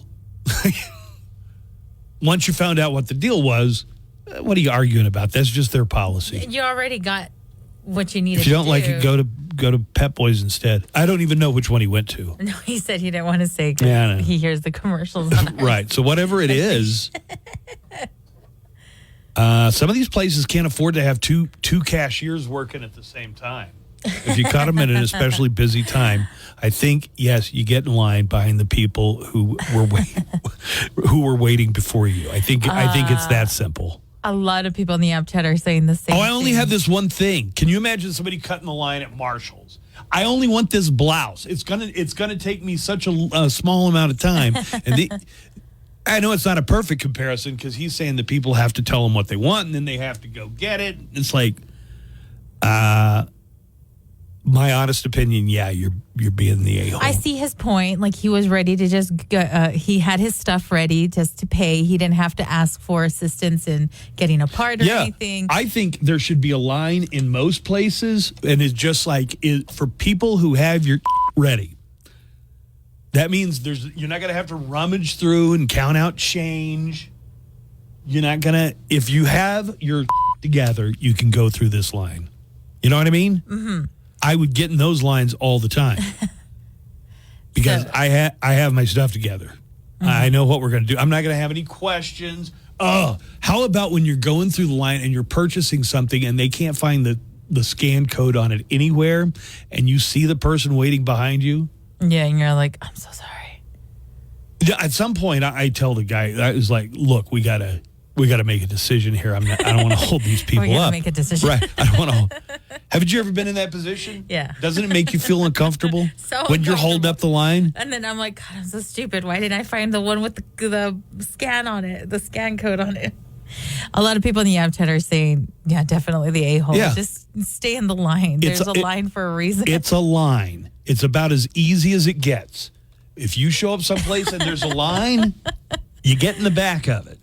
Big time. Unless you're me at a KLAQ event, and then I just breeze on in. You really do. I try to do that. I don't know what to think about that. I try to do that like at Cool Canyon Nights, for instance, because I needed to be in there to make the announcements. I was already running late, but there was a line. I try and make it like, all right, I'm going to make it look like I work at Cool Canyon Nights, which technically, sort of, I kind of do, sort of, right? But I also don't want people like, this guy just ignoring the line. Morning, Marshall. In regards to the guy that called in about the a-hole at the auto parts store, no, I think he's in the right. I go to auto parts stores often, and sometimes people asking for parts. I mean, that takes forever. and they don't even know what they're looking for. And sometimes the guy at the auto parts store doesn't even know what he's looking for. I got it. So yeah, I mean, they should have somebody that's going to cash you out separate from the people that are there for a part. Because forget it, you'd be there for 30 minutes waiting on somebody to figure out what part they need when you could just, hey, I'm here to buy this, in and out. So I think he's in the right, my opinion. And I go to auto parts stores all the time, so yeah, he's in the right. All right, you guys have a good day. Bye. Watch out, this dude will cut the line. How did you call it, Joanna? What was your call? I'm going to say, yeah, he's the a-hole. I mean, in the end, you right. You were able to go ahead and skip that line. You paid for your stuff. Why are you still complaining about it? Probably because it was like it took a chunk of his day that it, Because the guy probably told him, hey, next time the line starts there. And he probably didn't like that the guy told him that. Well, it doesn't sound like So a lot of people in the app chat are saying usually there's 2 separate lines. And usually they have multiple clerks. It could have been a lunch break. So they're all saying like, well, why wasn't there another one? Another clerk, I mean. The guy talking about the auto parts store, I mean, guy, you have to wait in line. It's first come, first serve. If somebody needs a part from behind the counter, then they have to obviously wait in line to ask for it. So you have to wait in line. That's the bottom line. I think I agree, and that is like a real. I almost feel like a following the herd. But when it comes to lines, you would have mayhem if everybody thought, "Oh, I'm, because of this special condition, I shouldn't have to wait in the line. I'm going to go to the front." Society would break down. So a lot of people are saying, yeah, he's the a-hole. And this one guy goes, his brother is also an a-hole. Right, the brother agreed with him. The girlfriend's a keeper. Whoever was in the truck, you need to hang on to her. She's good. But no, I'm getting a lot of messages where they're saying, yeah, there usually is, or there should be 2 lines separately. When I go to an auto parts if store, there's one employee that's just there, abide by the rules and just stay in the line. I'm usually the guy who has to go like, hey, here's my old windshield wiper. Can you just go get me one just like it? You bring it all in. Yeah, I bring it all in. I sure do. Let's hear some other comments. A lot of comments on this one, yeah. A line is something you just don't cut. Unless you have a very good reason. Like, I'm Buzz Adams and I'm working here tonight. I'm sorry I got to go in. But I feel terrible. Then I feel bad when I do For that same event, I walked in and I was like, I'm so sorry. I have to host this. Like I say, you just look ahead, pretend you're late for something, which I was, and act like you work there. Hey, Buzz, I think what that caller is trying to say here, I go to the auto parts store quite a bit, but yeah, there's usually a line for parts, and then there's usually a line for if you're just going in there and buying whatever it is that you need off the shelf, right? Usually the line for parts, but depending on where you're going, sometimes they'll just have one line and first come, first serve. Other places, depending on the management, they'll make you form 2 lines, one for parts and pickup, one for getting stuff in the store off the shelf. So I think that's what that gentleman's trying to explain there. Have a good one, guys. So yeah, like I said, I think if he's standing in the line, hold on, guys, I got a call going. I gotta go, guys. Have a good one, guys. Later. But yeah, I don't think he's the a-hole. I just think he needs to go to a different auto parts store. That's what I think. Yeah. I mean, if I went to one store and there was always a wait and there was another store where there wasn't a wait, guess which one I would go to? Do you still want to hear some more calls about our Am I the A-hole question? A lot of messages. Yeah. Like this is one. This one's sticky. Like a lot of people are latching Abe onto in the it. app chat goes, What if I don't want to be in the line and I can go really fast? I think that was basically the maybe argument. Do what Abe suggests and says, what if the guy cut in the line and told the cashier, don't worry, I'll tip you. You got to tip all those people you just cut in front. I mean, you're not. It's nothing off the cashier's nose, but all those other people in line. Hey, Morning Show. I just wanted to comment on the am I the a-hole scenario. So, okay, I rent a motorcycle, and Takes about a week for me to get my parts. So, I mean, if you have to wait in line for 30 minutes, try waiting a week for your parts. So, technically, I have to not stand in line, but I have to wait a week because hardly anyone in El Paso carries motorcycle parts, and the few that do want to charge an arm and a leg for it. So, of course, I have to wait a week for mine. So, I can wait a week. I mean, you can wait half an hour for your parts, man, all right? But I understand where he's coming from, too. So, it's kind of a yes and no kind of scenario, but either way, love the show, guys. Bye. All right, appreciate it. Oh, no, I totally understand. Like, he was ready to go. He had his stuff ready to pay, and there was a line for people who needed assistance finding other things. But also the guy, so someone in the app chat, Miri, says that he is the a-hole because the cashier did tell him. Yeah, he said this is the cashier could have also been an a-hole and sent him to the back of the line. But the cashier just said, hey, in the next future, time, the line is over there. Yeah, we do lines here. They've been around for all of human history as far as we know. Line? Yeah, you got to go stand there. Right. And so a lot of people are pointing out in the app chat, the cashier could have also been the a-hole and sent him to the back of the line. No, but he let him make his purchase. He still let him make the purchase. He still let you go ahead of everybody else. Right. So the cashier, well, was not the a-hole. Unless you were the next guy in line. You're like, this a-hole. Let this other a-hole go in front of me. Hey, about that guy in the cutting in the line in the parts store. Yeah, he is the a-hole for not waiting because, I mean, you're not the only, I mean, you're the one waiting, bro. But he does have a point where AutoZones are notorious that you wait for people to get their part, and on top of getting their part, sometimes they get called out to do a check engine. By the way, he just said AutoZone. The caller did not identify. Right. We don't know if it was AutoZone or Pep Boys or what it was. Check engine with the OBD plug-in that you plug into the plug-in that you car, and it gives you the error codes. And then you still have to wait for them to get the printout. And if they have the part, they have to wait for them to look for the part. And, you know, it's a whole thing. So, yeah, he does have a point, but that doesn't give him the right to cut in line, bro. Nah, man. Just wait in line. If you're waiting, I'm waiting too. Sometimes I even need to go take a dump, and they're waiting in line, but I still wait. Come on, bro. And you know me, I hate really waiting in do. lines. Yeah. But if I get there, I mean, it is whatever it's going to be. Whatever the line is, yeah. I've either got to deal with it, or I say, you know what, this is a chore I could do later this afternoon. If anything, sir, I commend you. I wish I had your confidence to just be able to go up to skip that line and be like, just be like, hey, I shouldn't have to wait in this line. I'm just paying for this. I wish I had that confidence. Right. Birdman in the app chat says, AutoZone has a self-checkout on the left side to avoid this, but I have to disagree. He's not the a-hole. Mm-hmm. The employees that work usually ask if anyone is just buying, and they check them out first. Now I want to know how many people were in this line at the auto parts store. Come back and tell us how many people were in this line. Was there no other employee working? Right. They couldn't have called Dale back from parts and got him to run a register. Hey, guys. Good morning. So I used to actually work at one of these auto parts stores.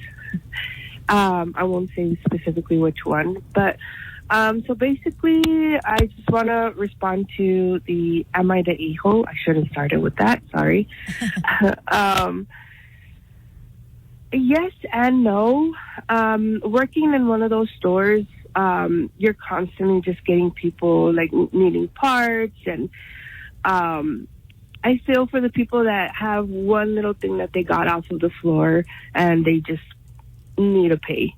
Trust me. But then you have a line. You have people abiding the line, abiding the rules of staying in the line, even if they have just a couple items from the floor, and they're not going to get a part. And for that one a-hole to just cut the line because, I don't know, that's the way it used to work, I guess. So, or they're just set in their stubborn minds that, well, I'm done, and it's my world, and everyone's just living in it. Okay, well, this sounds like a solid yes. The caller is the a-hole to me. Let's take Do we got a break? No, we don't. I mean, we could if you wanted to. And then we would have another one. It's a short one. Okay, well, let's just do the short break then. Okay. But first, since Joanna does this so early, before the sun is up and probably before any of you are up, not everybody, but Joanna's putting together the late night roundup. It's a montage of highlights and funniest moments from late night television. And here we go. The largest Stegosaurus fossil ever found is set to go up for auction next month. It is expected to sell for up to $6 million of Nick Cage's dollars.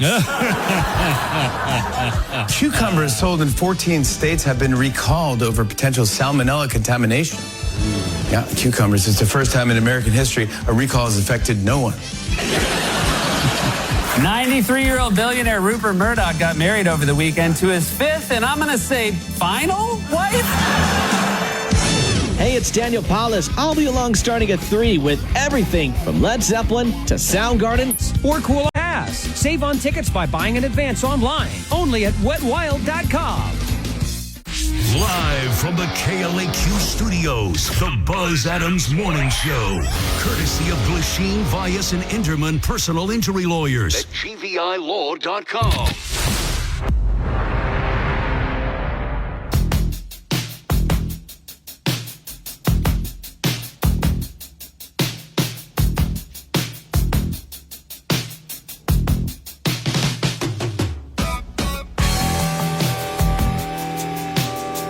All right, I've got random facts on the way in the 9 o'clock hour. I think after we do a few news headlines, this would be a good time for me to preview everything that's happening in the month of June. You know, things that have a set date. So holidays, TV and movie releases. Awesome. Sports. A lot of sports is about to happen, Joanna. Oh, great. Yeah, no, we've got a lot of sports coming up in the month of June. So we're going to get to that coming up in just a few moments. But before we go any further, let's get a look at news headlines. I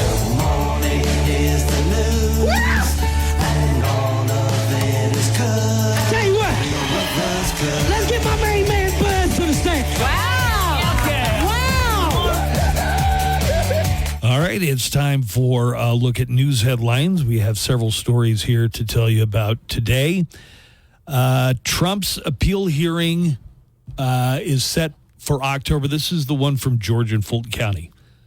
Likely pushing the trial past the election. The Georgia Court of Appeals has tentatively scheduled that the trial start on October the 4th. Now, that date is exactly 1 month from Election Day. And what would take place on October 4th, starting on October 4th, oral arguments, which would be a great name for the porno version of all of this.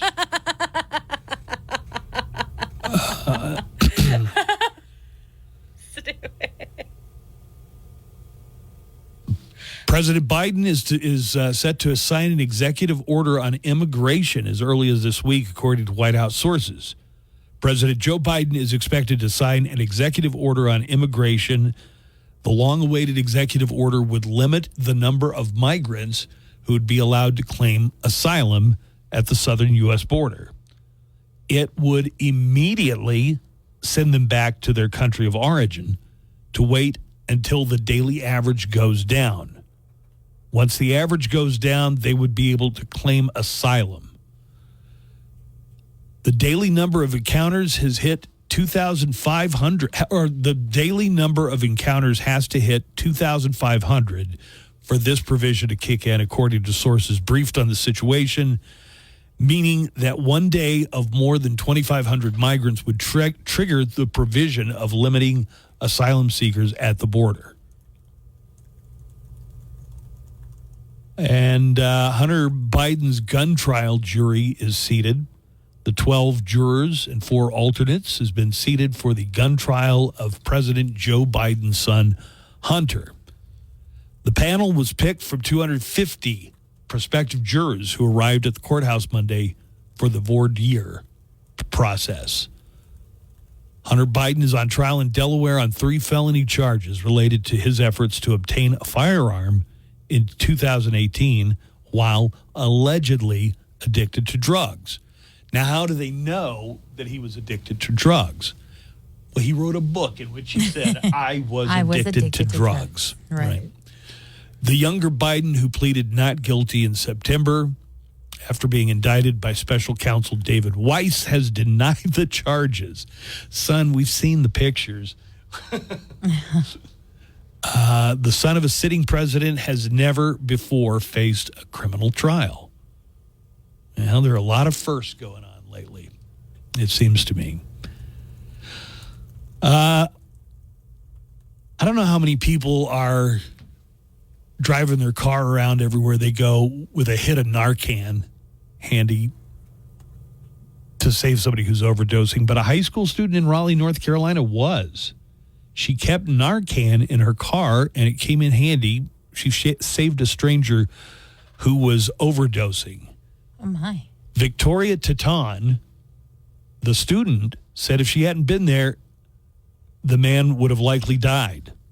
We'd most likely be okay because, we did the right thing. But if we weren't there, he probably would have, probably died because, we weren't sure what he took, but, because we acted quickly. Well, what does it work on?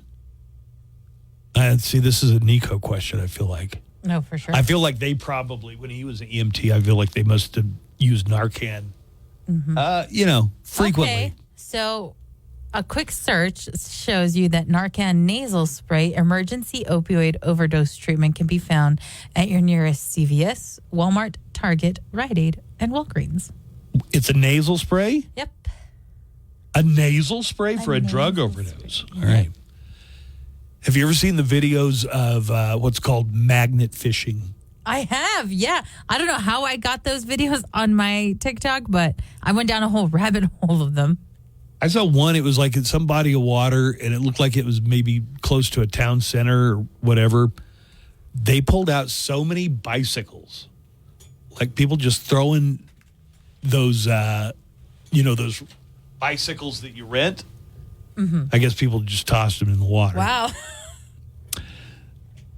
A couple in Queens, New York, were magnet fishing in a park last Friday and reeled in a safe. All right. James Kane and Barbie Agostini are the couple, and they say they've reeled in a safe before, but listen to what they found inside this one. It could be anything. Human head? Who knows? Let's find out. When I first saw it, the initial thought is we have found plenty of safes before. This is just what a magnet fisher does. You find safes. And I thought it was a bunch of the little baggies that you would put cash in. And then I saw the numbers. 2 stacks of freaking hundreds. Yeah, and I Big did not believe it. I thought it was a joke. He's like, no, for real. And he shows me. And once I seen the actual dollars and the little ribbon, the security ribbons, like 100 and the security ribbons, I was like, I lost it. God. Now I just want to know the story of how a safe ended up getting dumped into a pond in a lake. Right. We got to get a big old magnet, Buzz. Oh, that'd be fun. But what do you use it on the Rio Grande, which is normally dry? That's a good point, yeah. Or go out to Ascarity, catch one of those mutated fish. Well, the couple called the police. The police said there's no one who's reported a safe missing, so it looks like they're going to get to keep all the money from their catch. Let's see. Do you remember the story last week? It really went viral because of the guy's reaction. He was calling into a Zoom hearing regarding his suspended license, and he was in his car. He was doing Zooming. it through Zoom. Here, right. there's an update on this story, okay? All right. Mr. Harris, are you driving? Actually, I'm pulling into my doctor's office, actually. I'm parking right now. This is a driver with a license suspended, That is correct, Your Honor. and he was just driving, and he didn't have a license. Oh. That is with the charges, Your Honor, yes. He's suspended, and he's just driving. That is correct, Your Honor. I don't even know why he would do that. So defendant's bond is revoked in Listen to the dude at the end. this matter. Defendant is turning himself into the Washington County Jail by 6 p.m. today. Failure to turn himself in will result in a bench warrant with no bond. Oh, my God. Well, the man, whose name is Corey Harris, said that this was a big misunderstanding and that he was allowed to drive. The virtual court hearing, he says, did not represent the facts. So here he is. There's a little clip from the video, but then it's Mr. Harris explaining his side. Mr. Harris, are you driving? Actually, I'm pulling into my doctor's office, actually. This is a driving while license suspended, That is correct, Your Honor. and he was just driving, and he didn't have a license. They were supposed to have lifted it 2 years ago, but they didn't. It's very embarrassing. And with the type of ties that I have with the church and the community, it's very embarrassing. All right. Moving on. Dr. Anthony Fauci appeared before the House Select Subcommittee on the coronavirus pandemic. And he was treated shabbily by Marjorie Taylor Greene, who made it a point and really thought it was like the height of cleverness to say, I'm not going to call you doctor. I'm just going to call you Mr. Fauci. And thereby embarrassed all of her colleagues and everybody watching. So Dr. Fauci stepped down in 2022, but he was being grilled about the pandemic again. Here's Representative John Joyce grilling Dr. Fauci on the social distancing rule that was put out during the pandemic. Do you think that a rule that sort of just appeared is substantial justification for the regulations that we saw based on that 6-foot rule?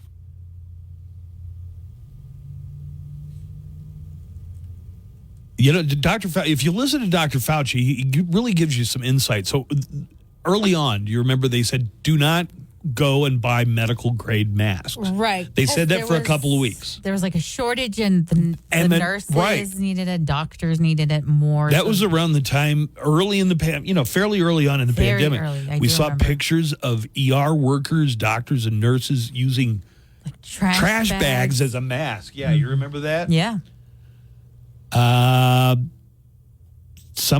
Mostly the Republicans were the ones doing the grilling. Democrats were the ones that were more respectful. But somebody suggested that Fauci just did whatever the CDC said. In this clip, Fauci said that he challenged the CDC multiple times. When saying it just appeared, it came from the CDC. And you didn't feel an obligation as the lead scientist at the NIH to challenge that? I've challenged the CDC multiple times. Let's play a little bit of, just low lights from Marjorie Taylor Greene. And I'm sure in her mind, these are just, palpable zingers. Do you represent science, Mr. Fauci? Yes or no? No, that's not a yes or no. Yes, it's a yes or no. But this is science. What does dogs have to do with anything that we're talking about today? These are scientific experiments. Marjorie Taylor Greene is finding out today they sometimes experiment on animals. She was today years old. Yeah, when she found out that they sometimes experiment on it. But Fauci and the guy behind him over his right shoulder just look like they're like, I can't believe we have to talk to this moron. You're not doctor. You're Mr. Fauci in my few minutes. He belongs in Generally prison. Suspend. I've instructed her to address him as a doctor. I'm not Lady addressing shall him as continue. doctor. Is this what we have become? Is this what we have devolved into? We should. That was not Fauci speaking. So somebody earlier thought that was Fauci. That was Democrat Kwasi Mfume. Is this what we have devolved into? We should be writing a criminal referral because you should be prosecuted for crimes against humanity. You belong in prison, Dr. Fauci. Damn. Damn, she's on a roll. Fauci says that not only are the threats against him bad enough, but the multiple threats to his wife and 3 daughters because of people like Marjorie Taylor Greene. It is very troublesome to me. It is much more troublesome because they've involved my wife and my 3 daughters. And the story of the lab leak, Wuhan lab, did this happen at Wuhan lab? It sounds like Fauci believes that probably not the lab, although that was a theory that came back around, and there was some people saying that it was possible that it got started in the lab in Wuhan. But Fauci says that he never downplayed that idea that it might have leaked out of a lab. Do you agree that there was a push to downplay the lab leak theory? Not on my part. Really? Really? Wow. I think most of the country would find that amazing. But look at the facts. All right. Wow.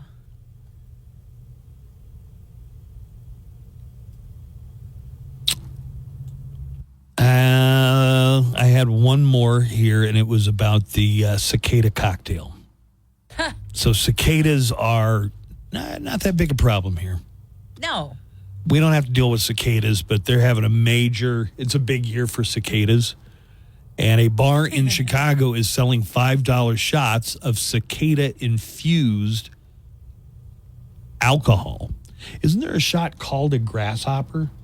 I think it's a drink, yeah. Yeah. Well, with the cicada, every shot comes with a cicada in the glass. And yes, you're supposed to eat the cicada. Here's a group trying the shot for the first time.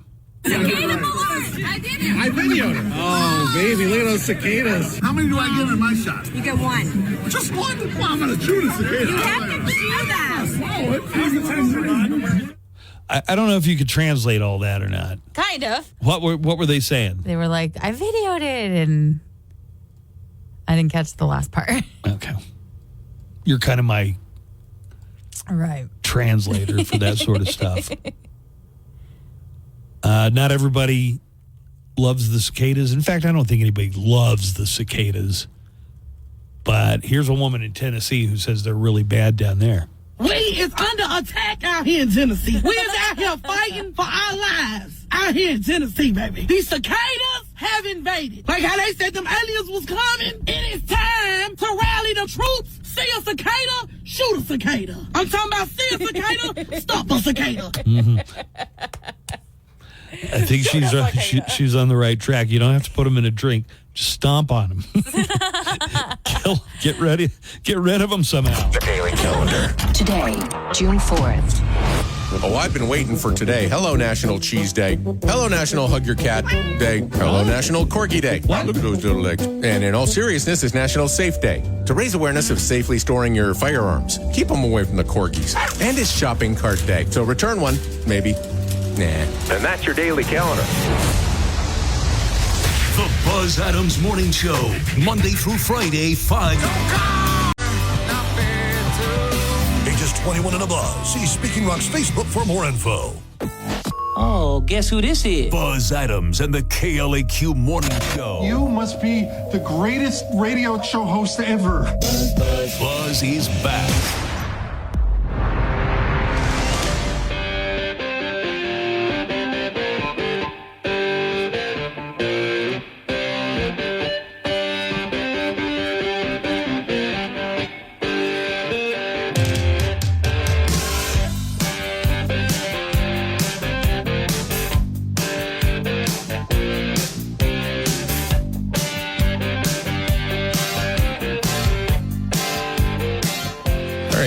Joanna, I do want to get to our preview of the month of June, all the events that are coming up, holidays like Father's Day's in there. Cool. Movies, sports. This is going to be a huge sports month with the NBA finals getting started, and the NHL finals are about to get underway, and we're right in the middle of baseball season, so a rundown of all the major happenings and events for June 2024, and a musical farewell to May of 2024. KLAQ invites you to free music at the State Line Restaurant every Wednesday. State Line Restaurant is at 1222 Sunland Park Drive. And music this Wednesday, Carter LeBrand is bringing you the entertainment. Glenn Garza is going to be the host. You know, get there, find you a place to sit. Music gets started a little earlier, I think maybe 7:30. But it's really cool back in there. It's on a patio. It's completely shady. They have multiple bars open, for instance. You don't have to wait to get a drink, and you can eat barbecue right out there on the patio as you listen to live music. You know who's coming up? I just saw a name on here. Sundance Head. So Sundance Head was on one of these. I think the one where the judges turn their chairs around. What the hell's that one? The Voice? Yeah, he might have been on The Voice. Oh, okay. But he's one of these guys that I think of as, like, there's a group of dudes. Jelly Roll's one of them. This guy that just look like really heavy dudes with tattoos and greasy hair. You know what I mean? So yes. Jelly Roll, Post Malone, Chris Stapleton to some extent. He doesn't have many of the tattoos. And this guy, Sundance Head, so he's coming later. And he was a big deal on whichever singing show it was. I don't really remember. Enjoy some tasty barbecue, raisin ice cold beverage, win free stuff. Glenn will be out there giving it. We've always got either baseball tickets or concert tickets. You never know what. It's a free concert every Wednesday on the State Line patio. Read all about it at KLAQ.com. If you think you can handle this, I've got random facts for you. Okay. And now it's time for 1, 2, 3. Random facts. All right, you know the rules here. These are all random. There's no reason for any of these facts other than we like to learn stuff from time to time. And we do a thorough job of fact-checking. Random fact number 1. Betty Boop was originally a talking French poodle when she debuted in 1930. Oh, my. She didn't become a person until 1932. Boop, boop, be-doop. Random fact number 2. The largest living thing in the world is a mushroom in Oregon. That's 2.4 miles long. Oh, my God. I wonder if it's above ground or underground. Like, would you even know if you were walking on it? Humongous fungus. And it's all about mushrooms, but I wish they, so apparently any place the mushrooms are poking out in this 2-mile radius is part of the same mushroom. It's part of one mushroom? It's part of one mushroom. They're just showing, like, different parts of it that poke up through trees or the ground or whatever. Are they the kind of mushrooms you can trip out on? I am sure, it being in Oregon, that plenty of people have tried to see what they're good for. But I didn't see that. All right, now this one is really, really interesting. Random fact number 3. Okay. And I can go a little in depth on this. Have you ever heard of an interrobang? Excuse me? Yep. An interrobang is what I'm asking about. Interrobang? Yep. No, I have not. What does it sound like to you? Like, it sounds like sex where one person's asking the other person all kinds of questions. Yeah. We're interrobanging. In 1962, an ad executive named Martin Spector introduced a new punctuation mark called the interrobang, which combined a question mark with an exclamation mark. All right. It got put on some typewriting keyboards. It got popular enough that if you find some old typewriters, they'll have the interrobang. So it's a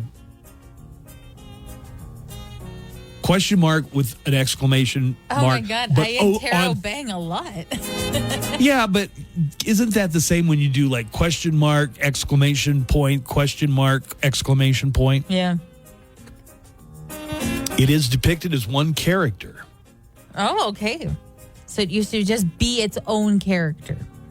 Like I say, it never really caught on. It didn't catch on. In a big enough way. But I want you to know that in 1968, an interrobang key was available on some Remington typewriters. Supposedly, it has something to do with their value as antiques if they have the interrobang on them. Yeah, I would assume so. Yeah. In the 1970s, replacement interrobang keycaps and typefaces were available for some Smith Corona typewriters. You got Remington and Smith Corona. That's about all the typewriter companies I know of. Right. The interrobang was in vogue for much of the 1960s. The word appeared in some dictionaries, and the mark was used in some magazines and newspaper articles. So if you're ever going over an old Look magazine and they've got, it's not a typo, you're looking at an interrobang. I say we bring that back. So Give me an emoji. the guy who came up with this, Martin Spector, passed away a long time ago. But his wife is still around. And here's Penny Spector talking about how her husband, Martin, invented the bizarre punctuation known as an interrobang. We were at dinner one night, and he was lacking 4 pages, and all of a sudden, he thought of the interrobang.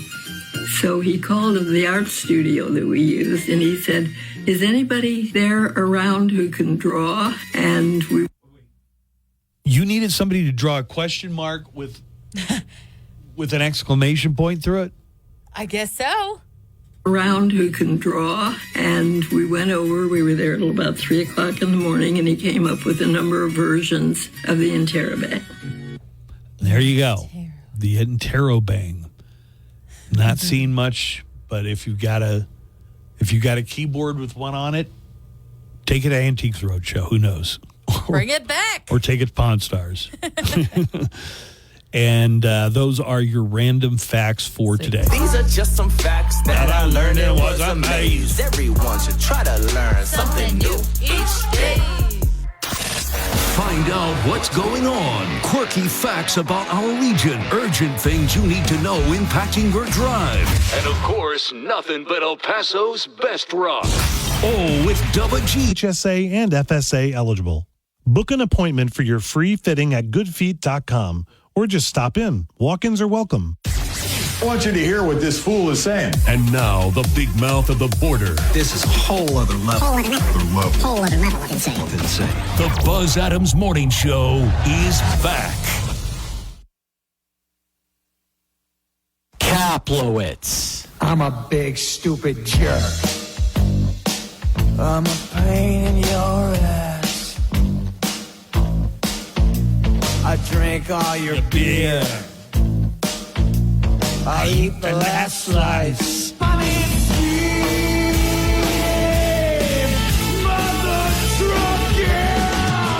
Kaplowitz. All right, Cappy joins us today from our partner station 600 ESPN El Paso, where you can catch all of the Chihuahuas baseball games, home and away. You covered any NBA Finals? Yeah, this month, of course. Well, are we going to air a game? Is that what you mean by covering, or are we talking about it on the show? Well, airing the game. Listen. Depending if there's a conflict. Chihuahuas. Yeah, because they're playing like every night of the week. We're airing Monday's game next week. That's the one NBA Finals game we get to air because that's the only Monday's the only night when there's no Chihuahuas games. Understood. Yeah. Got it. Appreciate that. Let's talk some sports here this morning, and then I've got a preview of everything coming up in the month of June, including a lot of sports events. When do the Olympics get started? I'm seeing more and more commercials on TV. I would think it'd be like June or July, I was going right? to say July, yeah. You interested in any of the Olympic stories? I always Simone like Biles man, got a big comeback. Olympics. I always think the Olympics is cool. The Olympics will be taking place from Friday, July 26th through Sunday, August 11th. All right. We also have Euro 2024 for the UEFA out in Germany. That's a big deal. What is UEFA? That's the European championships for soccer or football. Depends on how you describe it. But soccer. Yeah, those are going on. In fact, that's from June 14th through July 14th. That's a huge deal. The European UEFA Championships is a big, big deal. So let's talk about some, one baseball player who's been kicked out of baseball, Tucupita Marcano. This just happened this morning. Is he like Pete Rose kicked out of baseball? They say like he has been declared permanently ineligible for violating Major League Baseball's sports betting rules and policies. You want to hear what he did? Yeah. Okay. Because, it is. I've always felt like if Pete Rose never bet on the Reds to lose, as long as he bet on them to win, I don't think what he did is worth a lifetime ban. Here we go. Betting data, this is from Baseball Today, shows that from October 16th, 2022 through October 23rd, 2022, and then from July 12th, 2023 through November 1st, 2023, Marcano placed 387 baseball bets, including 231 MLB-related bets, among other bets on international baseball games through a legal sports book. Hang on, it gets better. Marcano's MLB bets were generally parlays, which would sometimes include multiple Major League Baseball-related legs, and they would sometimes include Major League Baseball-related legs and non-MLB legs. In total, Marcano bet more than $150,000 on baseball, with $87,319 of that on MLB-related bets. It's an average of about $378 per bet. Of the over 200 Major League Baseball bets that Marcano placed over the period, 25 of those bets included the Pirates games while he was assigned to the Pirates Major League Club. Yeah, that's pretty much what did him in right there. He did not appear in any of the games in which he placed bets. However, because all of Marcano's Pirates-related bets and the vast majority of his bets overall Marcano's a pitcher. No, he's an infielder. They occurred during the period after he suffered a season-ending knee injury on July 24th of last year and was receiving medical treatment at PNC Park. Apparently, here's the best. Almost all of his Pirates bets were on which club, the Pirates or their opponent, would win the game, or whether there would be more or less than a certain number of runs scored in the game. Ultimately, Marcano lost all of his parlays involving the Pirates and only won 4.3% of all of his MLB-related bets overall. Boy, he was terrible. Yeah, so imagine this. You lose your career, but also you suck as a bad gambler. Exactly right. That's the takeaway. The guy has 231 MLB bets, including 25 on the Pirates when he was with them, and he only won 4.3% of his bets. And he bet $150,000 on baseball. So he loses all the time. I think he ought to be given a waiver just because of how miserable he was as a gambler. Should there be a baseball rule that says that if you only win 4% of your bets, you shouldn't be penalized as bad because you suck as a gambler? Yeah. That would be hilarious. Maybe there should be. So funny. I know. So anyway, Tucupita Marcano is out, and there are 4 minor leaguers who were all given a 1-year ban for betting on baseball. Because if you're in the minors and you bet on baseball, you get a 1-year ban.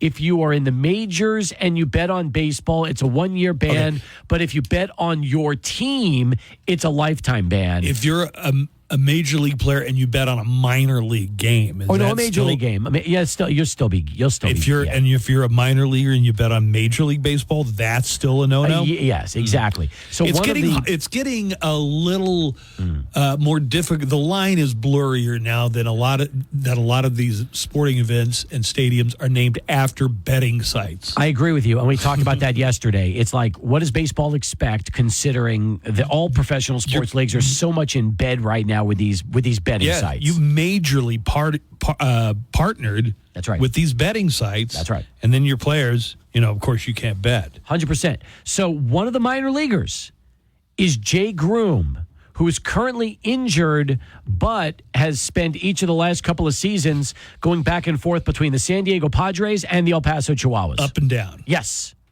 And now he is going to be out for a year as a result of the investigation saying that he bet on baseball. So Jay Groom, who a lot of Chihuahuas fans will recognize, he was a starting pitcher, went up and down between the Chihuahuas and the Padres. He will be out a year. And you got to wonder. Did now, if you're a minor Tucapeta ever play in El Paso for the Chihuahuas? 2021. Okay. Tucapeta played in 2021. Tucapeta Marcano, yes. Tucapeta Marcano. Yes.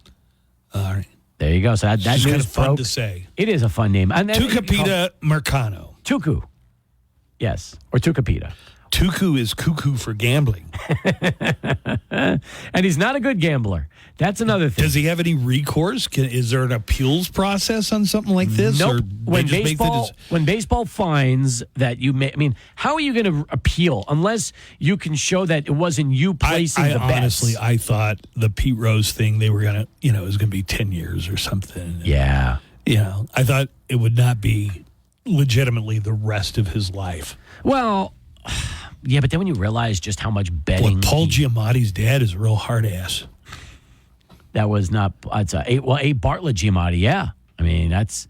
I guess. Was there that's Paul Giamatti's dad? Actor. Was A. Bartlett Giamatti was the dad? Really? It's I did not know that. 100% true. Did not know that. That's interesting. Yeah, you like Paul Giamatti as an actor? Like Paul Giamatti. I had no idea his dad was the commissioner of baseball. He sure was. Wow. And All right. Pete Rose's nemesis, I guess. Well, without a doubt. But there's so many interesting stories about I wonder that. if Pete Rose is affected when he sees a movie with Paul Giamatti in it. Probably doesn't see it now. He probably doesn't What was want the to see it. commissioner's name? A. Bartlett? A. Bartlett. Or just Bart Giamatti. Yeah. Right. On the baseballs that, he autographed, because remember, when the commissioners, their name is on the baseball, it would always say A. Bartlett Giamatti. Yes. That's wild. That's a great. You know what? I wonder if anybody has ever received a Paul Giamatti baseball signed on an A. Bartlett Giamatti baseball. That would be a pretty cool collectible. Signed by both of them. There you go. That'd be great. Didn't too. Bart Giamatti pass away some ago. decades ago? In right? fact, the story goes that when Pete Rose agreed to be permanently banned for baseball, the agreement was that, in a year or two, the ban would be lifted. But then when Giamatti died, Rose had no recourse to try to get his case reheard and allow the agreement that he said that they both agreed to be, overruled or overturned. So that was the story, that Rose made the agreement to take the the ban, knowing he would be reinstated in a couple of years. But then Giamatti dies, and nobody else could lift the ban. Now, when the commissioner of baseball dies, his son doesn't automatically become the next commissioner of baseball. It's not like the kings of Europe or other countries. That would be great if it really worked like that. It'd be funny. Because, imagine if Paul Giamatti just became commissioner of baseball. I wanted to be an award-winning actor. No, instead, I get to run baseball. Oh, my God. Caitlin Clark, how's she doing? Wow. I mean, that's all anybody's talking about in sports. That has dominated the national sports scene now for the last couple of days, especially after what happened with Kennedy over the weekend. You saw that, right? Yeah, you saw the shove, right? The one that has been making. Look, even Joanna saw it. Kennedy Carter. And yes, she plays with the Chicago Sky. You guys haven't talked about this? This is a huge story. Wait. How does Joanna know about this? Chennedy. Pronounce Kennedy. Chennedy is Kennedy. Yeah, it's not Kennedy. It's Kennedy. Just precious. So, what happened? Did you watch the game on Saturday? Did you see the highlight? The flagrant one? Of course I didn't. Okay. The Chicago Sky were playing the Indiana Fever. And in the game, Carter basically delivers like an elbow shove or like a forearm, like a forearm to Clark. Oh, come on. And that's all anybody's been talking about for the last 48 hours, except on this show. Here, watch it. Boom, right there. That's a flop. That's a flop. Caitlin Clark is a flop artist. Yeah, you think she's a flopper? That one where a student ran onto the court when she was still in college and knocked her down. Flop city. So as far as you're concerned, is she related to Bill Laimbeer? No. Laimbeer would be the one dishing out the punishment. I don't know. He was also a major flop artist. Yeah. Well, there was a lot of them back in those days. What I'm looking at here looks like, you're trying to get like a personal. The most talked about story of the weekend in sports, and that was Caitlin Clark and the Indiana Fever on. That's called posting up. No, she went out of her way to hit her. You could see it during the play. Whatever. No, you can see it. Of the weekend in sports, and that was Caitlin Clark. Yeah, and the she went out to hit her. So that looks like a play like I would do to you back when we were playing at the JCC in the 90s. That looked like something I would do to you. I once threw a basketball at his back. Yeah, he did. You know that? I was so mad at Buzz. I took a ball and I just one-armed it right in his back. No, he was no, he didn't flop. I laughed hysterically. Yes.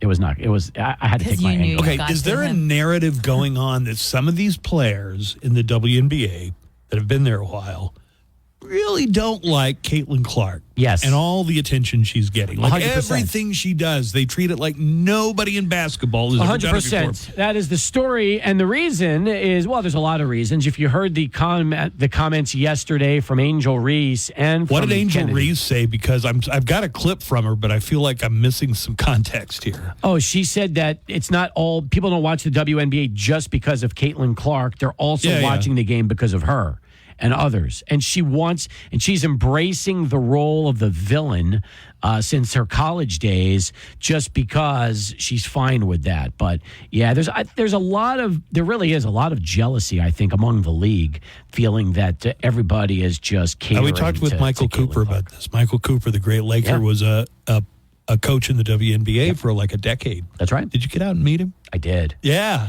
And they were asking about you. So. Oh, yeah. I was sleeping in. Oh, okay. I'd slept outside overnight. I thought it was, the dog, right? Your situation. Oh, my God. Yeah. Sorry about that, man.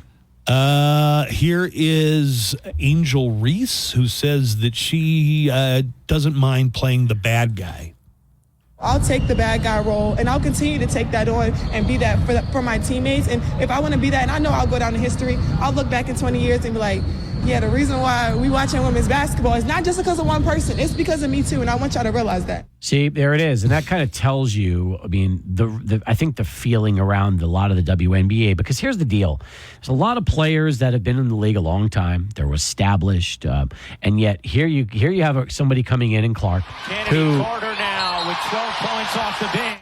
Who has made, Clark has made more money before she's even stepped on the floor in a professional basketball game than a lot of these WNBA players have made their entire careers and will make their entire careers. So, yeah, I feel like that's... I've gotten hit harder than that lined up while somebody's shooting a free throw. Yeah. Like I've been checked harder than that.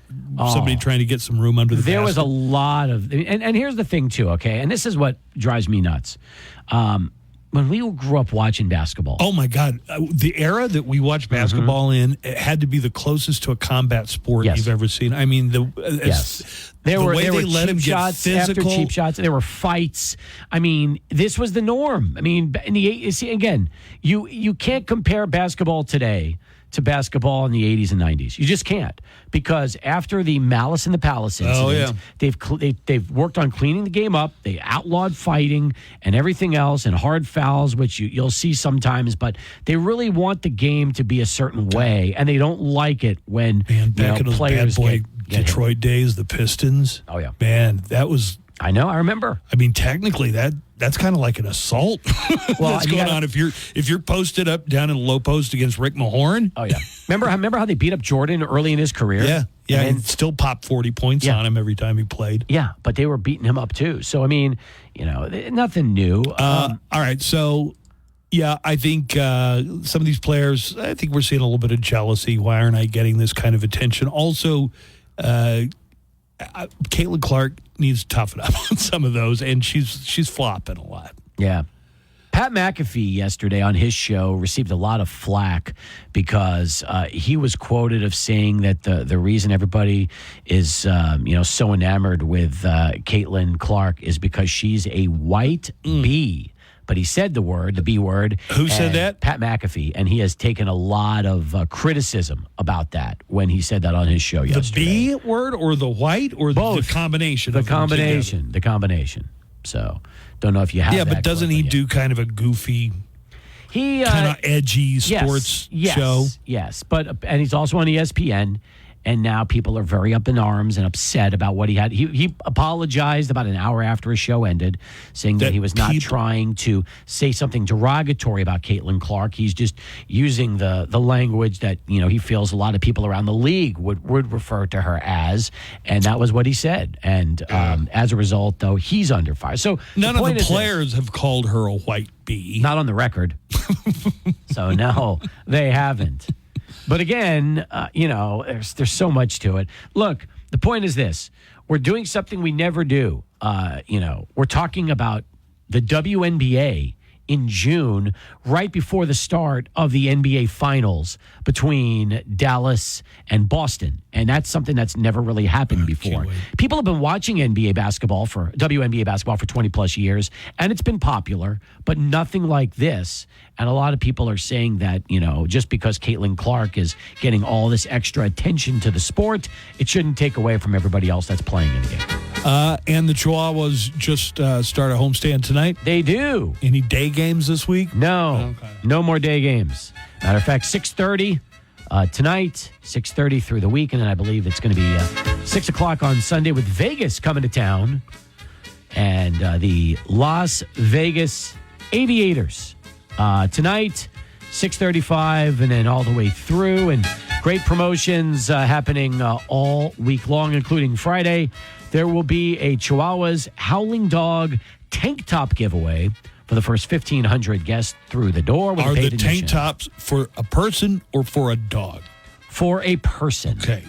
The Howling Dog tank tops are for a person. That'll be the Friday night giveaway out at the ballpark. Tonight is Taco Tuesday, by the way, with $3 chicken roll tacos, 2 for $3, served in a cup with your choice of jalapeno crema or salsa roja, plus $3 select 12-ounce canned beers tonight at the ballpark. All right, tune in to 600 ESPN El Paso, our partner station, not only for Chihuahuas baseball, but for Sports Talk with Steve Kaplowitz. We have a blockbuster show today. Going to be a lot of fun. Loads of guests, including UTEP Director of Athletics, Jim Senner.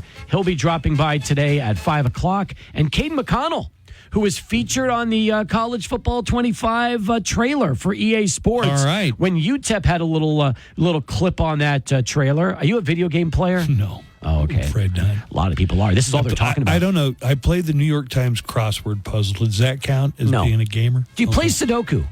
No. You don't like Sudoku? No. Oh, I do. I'm a big Sudoku fan. I like that more than the Times crossword puzzle is a classic, but no, Sudoku is great. Joanna, you play Sudoku? No, I don't. You've heard of it, right? I have, yes. Okay. Hey, I just have a quick rundown of what lies ahead in June. We'll start with sports. The NBA Finals start Thursday. Mm-hmm. Mavs and the Celtics. That's correct. Stanley Cup Finals start on the 8th. So that is Saturday is correct. The first NHL Finals. Stanley Cup Finals game. In tennis, the French Open runs through June the 9th. And the 124th U.S. Open in golf is June 13th through the 16th. All right. That's your sports on TV beginning today on Disney Plus. Star Wars, The Acolyte. I'm watching this. Is it like a real show or is it like one of those cartoons? Real. Looks pretty good, too. It's got Carrie-Anne Moss from Matrix in it. Oh, nice. All right. Looks good. Part 2 of Bridgerton Season 3. That drops on Netflix on June 13th. Have you been watching the new Doctor Who on Disney Plus? Nah, I dapped out a few Doctor Who's ago. Okay. I think Matt Smith was my last Doctor Who. Joanna digs Bridgerton, though. So part 2 of Season 3, Netflix, June 13th. House of Dragon on HBO. Season 2 hits on the 16th. Season 3 of The Bear is back on FX on Hulu, June 27th. If you're a Broadway fan, the Tony Awards are going to be on CBS and Paramount Plus June 16th. In theaters this month, Bad Boys Ride or Die. That's out it's tomorrow. It's going to be out in theaters. Inside Out 2 is going to be released in theaters on June 14th. The dark comedy Kinds of Kindness arrives the 21st. A horror movie prequel, A Quiet Place Day 1, hits on June 27th. And Kevin Costner's Horizon, an American Saga will be released on June 28th. As far as holidays go, the big ones this year, Father's Day coming up on the 16th. That's 2 weeks from Sunday. Juneteenth is on the 19th. Also, it's Pride Month during the month of June. Actually, Father's Day is a week from Sunday. It was 2 weeks from... Oh, yeah, it's a week from Sunday. Huh. Yeah, this Sunday will be the 9th. Father's Day is on the 16th. It's a week from Sunday, everybody. Happy Father's Day, Buzz. Yeah, happy Father's Day to you. Thank you. Happy Pride Month.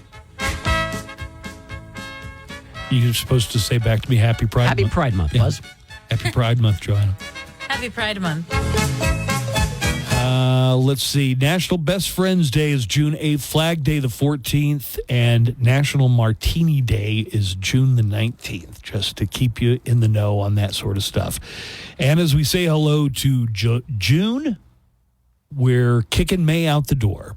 So farewell, May. We've written a song about you and shall think of you no more. 1, 2, 3, 4. Nicki Minaj got busted for drugs. Somebody give Tom Brady a hug. Seems like the Pope ain't down with the gays. That all happened in May. Why would anybody punch Steve Buscemi? Won't somebody please do the same to Diddy? Louisville cops stop a pro golfer crime wave. That all happened in May. McDonald's McFlurry, inspired by grandmas. I think Harrison Butker's commencement demand was, all of you women, get back in the kitchen and fix him a sandwich. Bleach blonde dad built butch body was super fun. Get an orange jumpsuit fitted for the orange one. OMG, a baby Bieber is on the way. That all happened in May. It all happened in May. Yes, it happened. Indeed, it happened. In May. Hey, it's Double G. Coming up after the Buzz Adams Morning Show. June 20th. Kids, visit IntoTheMountainGods.com or Ticketmaster.com. Minors must be accompanied by an adult. Live from the KLAQ studios, the Buzz Adams Morning Show. Courtesy of Glasheen, Vyas, and Inderman Personal Injury Lawyers. At GVILaw.com.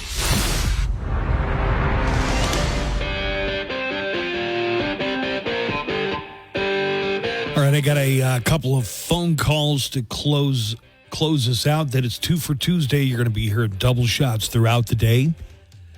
Not every song you hear is going to be part of a double shot, but plenty are. Also be listening for Judas Priest, because we have proclaimed this month Judas Priest. And we'll be doing a lot of extra Priest. And we'll also be giving away digital downloads of the new Judas Priest album, Invincible Shield. Let's get a look at El Paso weather. It's brought to you by Wet n Wild. And it is going to remain warm. There's no doubt about that. And we might actually have a little bit of rain in the forecast toward the end of the week. But today, partly cloudy, 99 is the high temperature. Winds are going to be between 10 and 15 miles an hour today. But no rain in the forecast. Tomorrow is going to be a scorcher. 104 for the high temperature. Light winds, 104 on Thursday. 100 on Friday. Looks like we are going to get about a 20% chance of rain Friday afternoon and into Friday evening. Then Saturday is going to be partly cloudy, little spotty rain. You might have some showers crop up here and there on Saturday. 100 for the high temperature, near 100, and again another chance of rain on Sunday. So today, tomorrow, clear, maybe a chance of rain moving in the forecast late Thursday or Friday. And El Paso weather is brought to you by Wet n Wild. Get your season pass. Good any day and every day, including the Neon Paint Party, June 29th, and the 4th of July Fireworks Spectacular. Get your season pass. It's good for all of those days and every day. Save on tickets and buy in advance now at wetwild.com. That's wetwild.com. As I mentioned, I had a couple of phone calls. I want to get to these real quickly. Mo Show. Hey, man, I'm on the east side right now, and I just drove by and saw a street called Bruce Jenner. Just curious why they haven't changed it to Caitlyn. All right, have a good day. Well, probably expense has something to do with it. Changing all the... you know the area of the Northeast called Cooperstown that's named after all these old-timey baseball players? Yes.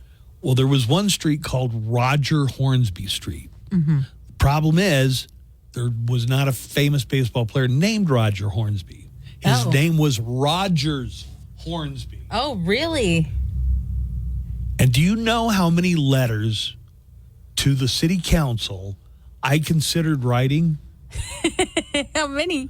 Many. Lots of them. Yes, I thought about it a lot. And then what happened?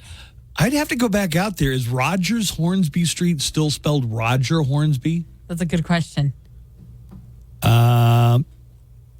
Is Bruce Jenner Street a two-way street? Or is it a one-way? Because maybe it goes in the other direction now. You have to Somebody check on that. Get back and let me know something about that. Just one more call, and then I think we probably got to start wrapping things up here, don't we? Yes, sir. All right, one more call. Yeah, today's the last day of Taco Tuesday at Taco Bell. $5, 3 tacos and a drink. Wait a minute. Did he say $5, 3 tacos for $5? I think that's what he said. Is that a good deal? I'm sorry. All I heard at the end was in a tree. That's what I thought I heard. I was going to ask you. Yeah, today's the last day of Taco Tuesday at Taco Bell. $5, 3 tacos and a drink. 3 tacos in a tree. K-I-S-I-N-G. First comes love, then comes marriage, then comes Taco Bell with baby carriage. It is Taco Tuesday, and hell yeah, it is. You know, we often get requests for our Taco Tuesday songs. Tacos are the best food that I've tried. When the meat is ground and the beans refried in a soft or crunchy shell, I think both as well. It's my favorite food. They taste so good. Oh boy, it's Taco Tuesday. You're the best day of the week. As soon as I can get some tacos, you know I'm gonna eat them. Yummy. I love tacos more than burgers or Chinese. I love them with lettuce and shredded cheese. I love Taco Supreme. They come with sour cream inside a shell. Ooh, they're good as hell. Yeah! Oh boy, it's Taco Tuesday. Why aren't I eating tacos yet? As soon as this song is over, I'm gonna get some tacos. Woohoo! Let's go! You know what I think? I think you talk too much. Blah, blah, blah, blah. Hey, man, we're done.